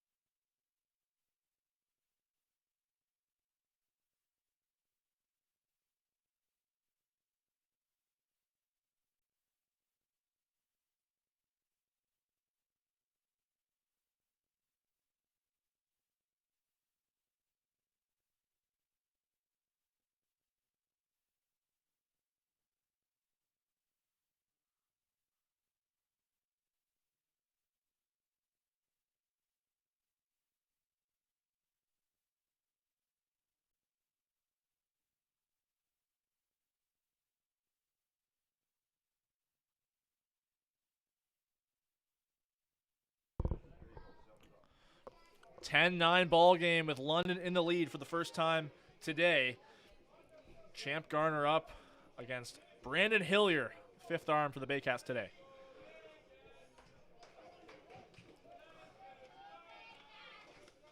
Two on, nobody out. Here comes the first pitch from Hillier. Garner shows bunt and he gets it off. Right back to Hillier. Over the first, that's the first out of the inning. Both runners move into scoring position. Oh, you're 1/3 of the way there. Small ball approach has worked extremely well for London. 3 straight singles to start it off, and then that sacrifice bunt by Champ Garner will bring up Gibson Krasminski. Hillier in 3 appearances this year. Hadn't given up a run. Hasn't given up a run to this point. 3 2/3 innings pitched, 3 strikeouts. Infield in with 1 out. Runners on second and third. Here's the pitch to Krasminski. Is right down the middle for strike 1.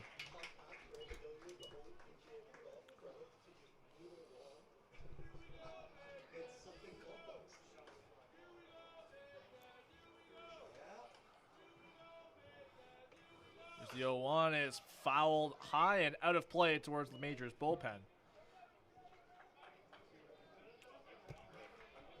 Hillier closed out the game on Friday night in London. Didn't get the save, but got the inning of work in relief of Mikhail Cisneros, who is one of 2 arms for Barrie warming in the pen alongside Ryan Lacasse. Skylar Janice is up in the Majors bullpen. That one just inside on Krasminski. It's 1-2.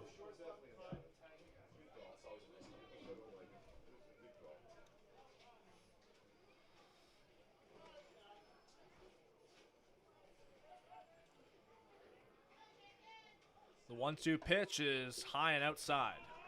Huge lead over there at second base. Wow. Well, as an infielder, you're playing in. You know that Yeah, exactly. the runner can't go anywhere with a runner at third base. That's Brad Verhoeven out there. So 2-2. Krasminski is in the dirt low. Plumpton lost it for a second. He still has to find it right in front of him in the dirt.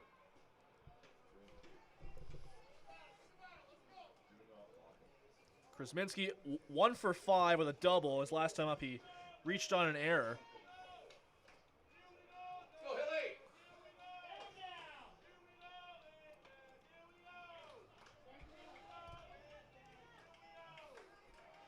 Hillier comes set. Here's a full count pitch. 3-2 to Krasminski is popped up. Could be in play. Adam Odd rushing over to the fence, and it's just out of his reach, out of play. He made a nice catch in front of the Majors dugout earlier in this game, but that one he just couldn't get to.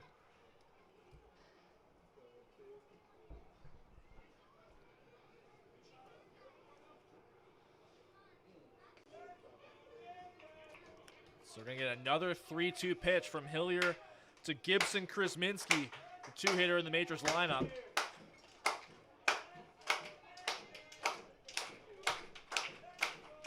Fans getting into this one. And here's the pitch. Foul off again. Left side out of play.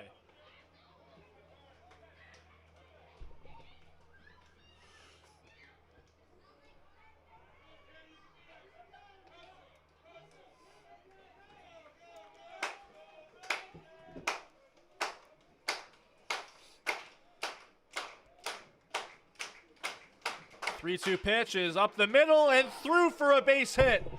1 run is in, another will follow behind, and the Majors have taken a 12-9 lead here in the 9th inning.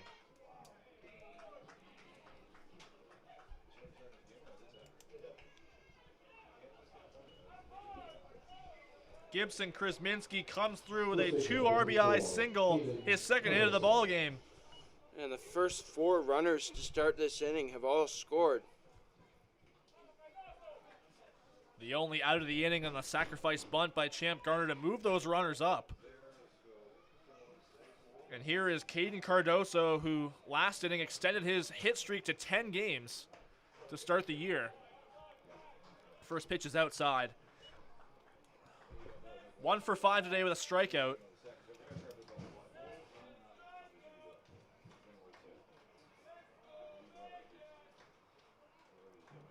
Here's the pitch, is outside again. Baycats infield back to regular depth, double play in order.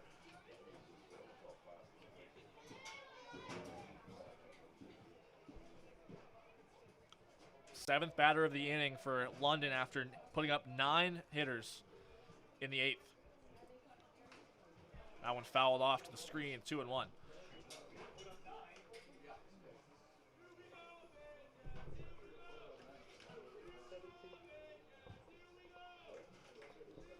Majors have had big innings in the 6th and 9th inning. A couple runs in the 8th, and then in the 4th as well. 2-1 pitch is taken for strike 2. Ryan Lacasse is warming up a bit more vigorously in the Baycats bullpen.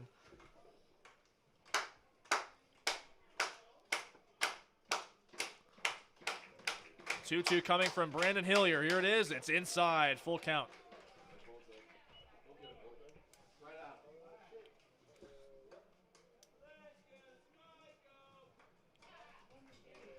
Best thing for Hillier here would be a ground ball double play, ideally with one out.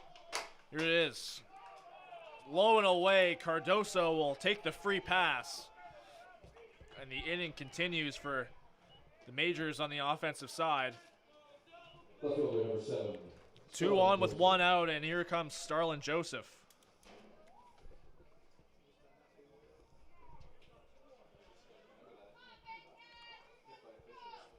Joseph 0 for 4 today with reaching on a hit by pitch his last time up. 2 strikeouts as well.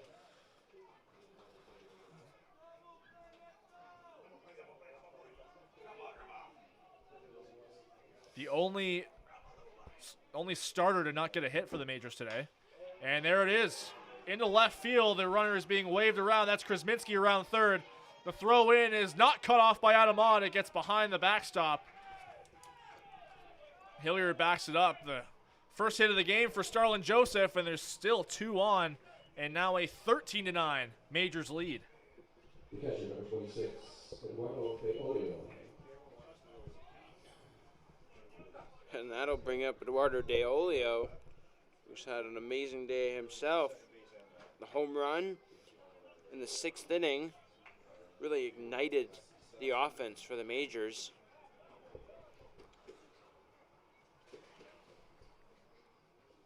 Deolio 1 for 4 with that home run. Also had a walk earlier in the game in the 2nd. Runner goes from 2nd to 3rd. It's fouled off. The Majors are still active on those base paths. They want more. And with the way this game has gone, I don't think anyone's going to blame them.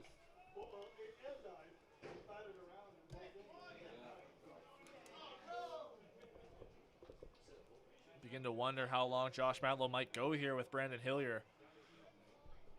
What was a 1-run lead is now a 4-run deficit. The 0-1 pitch to Deolio. Runner doesn't go. Nice reach there for Plumpton on the outside pitch to keep it in play. Save another base. And at this point, you just gotta throw it in there. You gotta throw strikes and hope that your defense can get you out of this, because walking guys is not gonna be a home. It's not gonna be that much better. If anything, it's 1-1 is driven to right field. A base hit for Deolio. Rounding third and coming in to score is Cardoso, and that's the 6th run of the inning for the Majors. It's 14-9.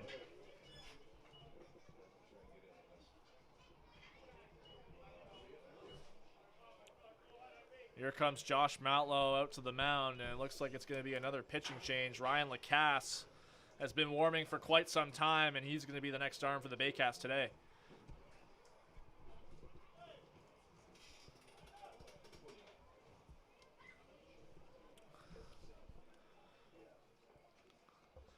That is going to be it for Brandon Hillier, who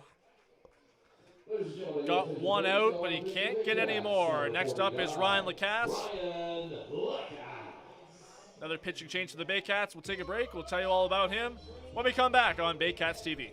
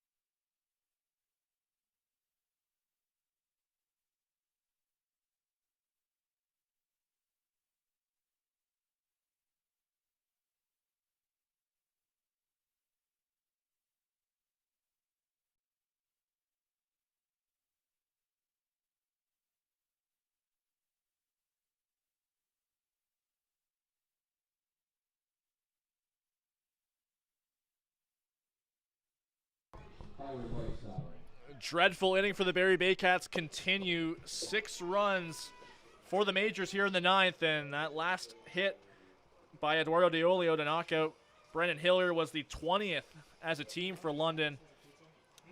And from here on out, they're going to be facing Ryan Lacasse. Yeah, Ryan Lacasse, just his second appearance for the Baycats. First pitch to Byron Reichstein is called a strike. Reichstein, the 10th batter of the inning. He led off last inning with a home run, led off this inning with a single, and later scored. Here he is again against Lacasse, the righty. That one low for ball 1. Cass just wrapped up his second year at Laurentian University in Sudbury. He's from the Sudbury area. He's actually a two-way player. He plays a little bit of center field for Laurentian. Yeah, but he knows that his role on the team is mostly going to be based on the mound. He's been a great two-way player at the club varsity level, but he's focused on pitching more so than that. There's a high pop-up by Reichstein. It's going to stay on the infield, and Roy Sando will settle under it, make the catch, and what may seem like finally the second out of the inning for the Baycats. Yeah, hard to believe it's only the second out, but if Ryan Lacasse can come eat up these last 2 outs, maybe the Baycats have another miracle in them. 14-9, London. So here comes Victor Plaz, who has 4 hits and a walk today. He's a triple away from the cycle. Singleton scored in this inning. First pitch is low and away. Talk about revenge stories. Victor Plaz and the Baycats last year. He went 0 for 4 on Friday, but his return to Vintage Throne Stadium has been deadly for Barrie. Popped up a bit deeper in the infield for Roy Sando this time, and he will make the catch and end what was a scary inning for the Baycats, giving up 6 runs through 11 batters in the London Majors lineup. They will try and bounce back in the bottom of the 9th as we come back. You're watching Baycats TV.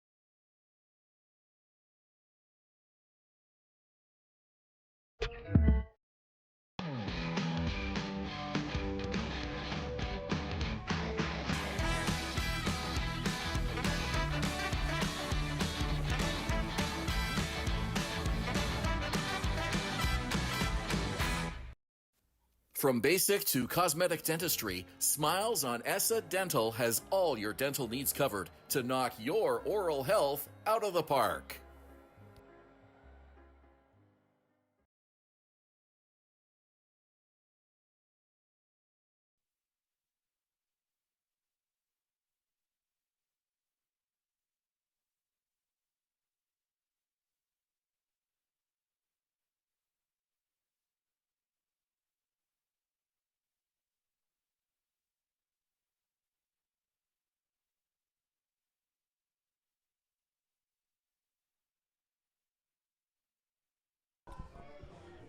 Last chance for the Baycats after coming into the top half of this inning, leading 9-8. They're now trailing the Majors by a score of 14-9, and the pitcher to close it out for the London Majors will be Skylar Janice.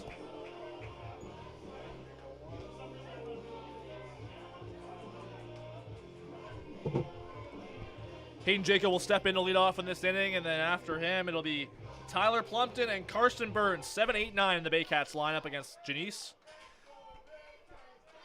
Janice, 4.50 earned run average. 1-0, 2 games, 4 innings pitched, 5 strikeouts, 1 walk.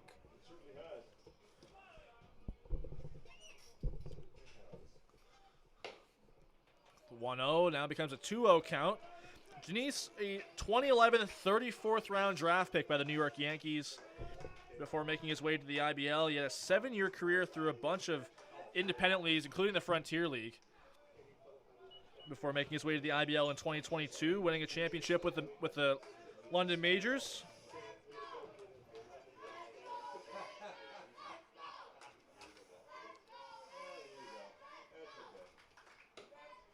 A 4-pitch walk to lead off the 9th for Hayden Jaco and the Barrie Baycats, and Tyler Plumpton looking to take advantage of having that base runner in front of him. Yep. Everything starts with a base runner. Unless you just want to lead the inning off with a home run and then you go from there, but good start. Pardon me, 2022 for Skylar Janice was 1 start for the Panthers, then he made his way to the majors the year after. First pitch called a strike to Tyler Plumpton. Last inning for Janice was May 31st against Brantford. He got the win in that one, 2 2/3 innings, giving up 1 earned run and 1 hit. Had 5 strikeouts to 1 walk. Poked out to center field by Plumpton, but right at Champ Garner, who makes the catch for the first out. Ladies and gentlemen, your attention please. Appreciating for shortstop Carson Burns. Number 47, Brad McQuinn. Brad McQuinn will step up and pinch hit for Carson Burns in the 9th spot in the Baycats order.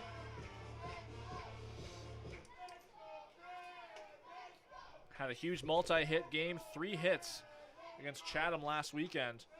And he's plunked with the first pitch from Janice. Taking one for the team, McQuinn now has 2 runners on, and that's going to bring around the top of the order for the Baycats.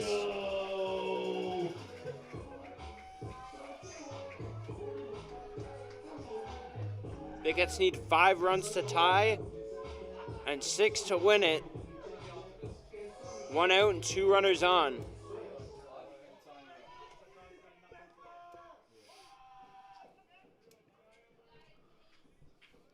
The runner's not being held. Here's the first pitch to Ejo, and it's just outside. And we've seen both of these runners get on base. McQuinn hit by a pitch, and then Jaco walked on 4 pitches. You should just be in take mode until you get 1 or 2 strikes here. You can't let him get away with this. The 1-0 from Janice is curveball in there for strike 1. Right as I mentioned.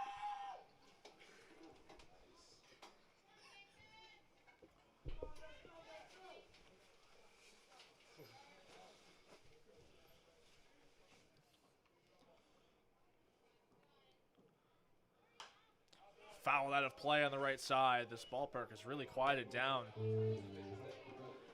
Well, most of the fans that are still in the park have moved over near the Baycats dugout, and they're making a bunch of noise down there.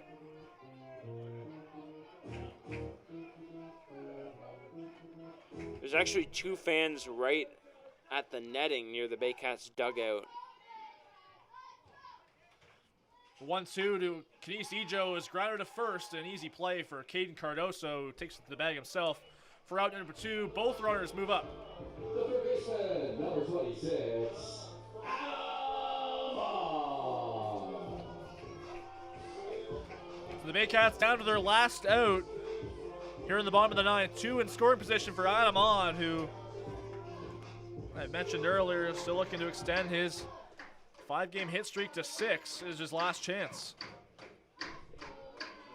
Been the victim of 2 strikeouts today. Takes first pitch high and away.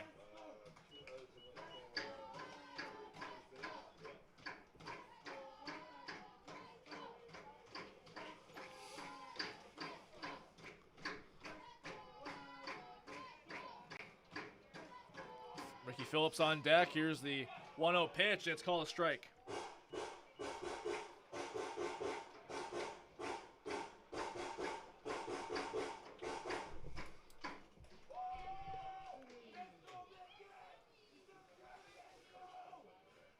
The 1-1 pitch to On is a wave and a miss. He swung out of his shoes there. seemed to be the issue with Odd last year. He was always wanting to, swing for the fences, and that caused him to fall victim to a lot of strikeouts, more than he would like to.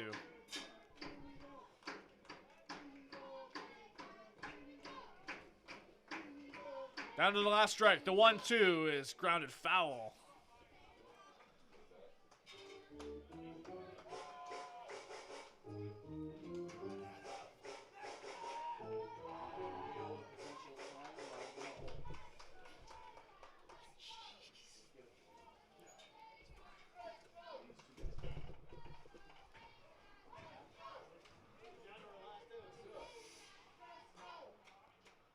Last chance for the Baycats. The 1-2 is fouled off again. Same spot.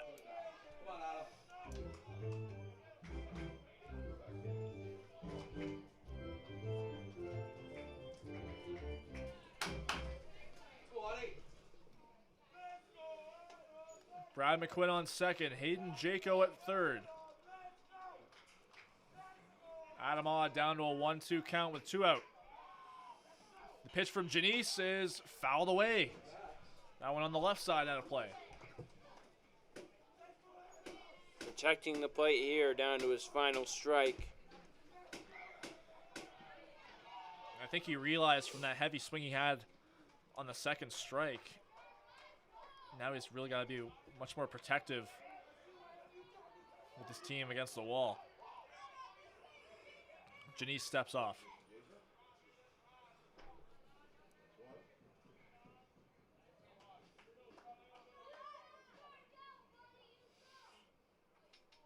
The 1-2 pitch is another hit by pitch.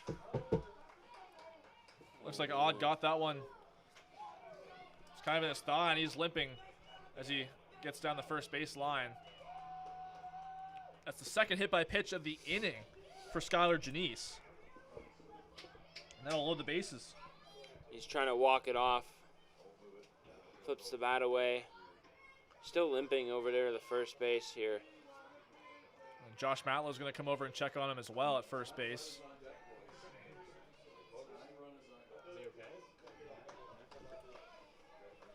You would think with the score here, it might, they're gonna bring him out of the game here. So James Anderson's going to come on and pinch run for Adam Odd. James Anderson pinch running. The right fielder, number 2, Ricky Phillips. So they'll bring up Ricky Phillips with the bases loaded. Pinch running for Adam Odd, number 34, James Anderson. So 14-9 lead for London. Bases are loaded for Phillips. The tying run is on deck, so this is a safe situation now for Skylar Janice. First pitch is called for a strike. And we're a hit away from this, but if Phillips can get on, the tying run on deck is Ryan Rio. So if you're the majors, you want to get Phillips here, or else Rio will have a chance. The 0-1 is high for ball one. And you know Ryan Rio wants an opportunity to tie this ball game with one swing.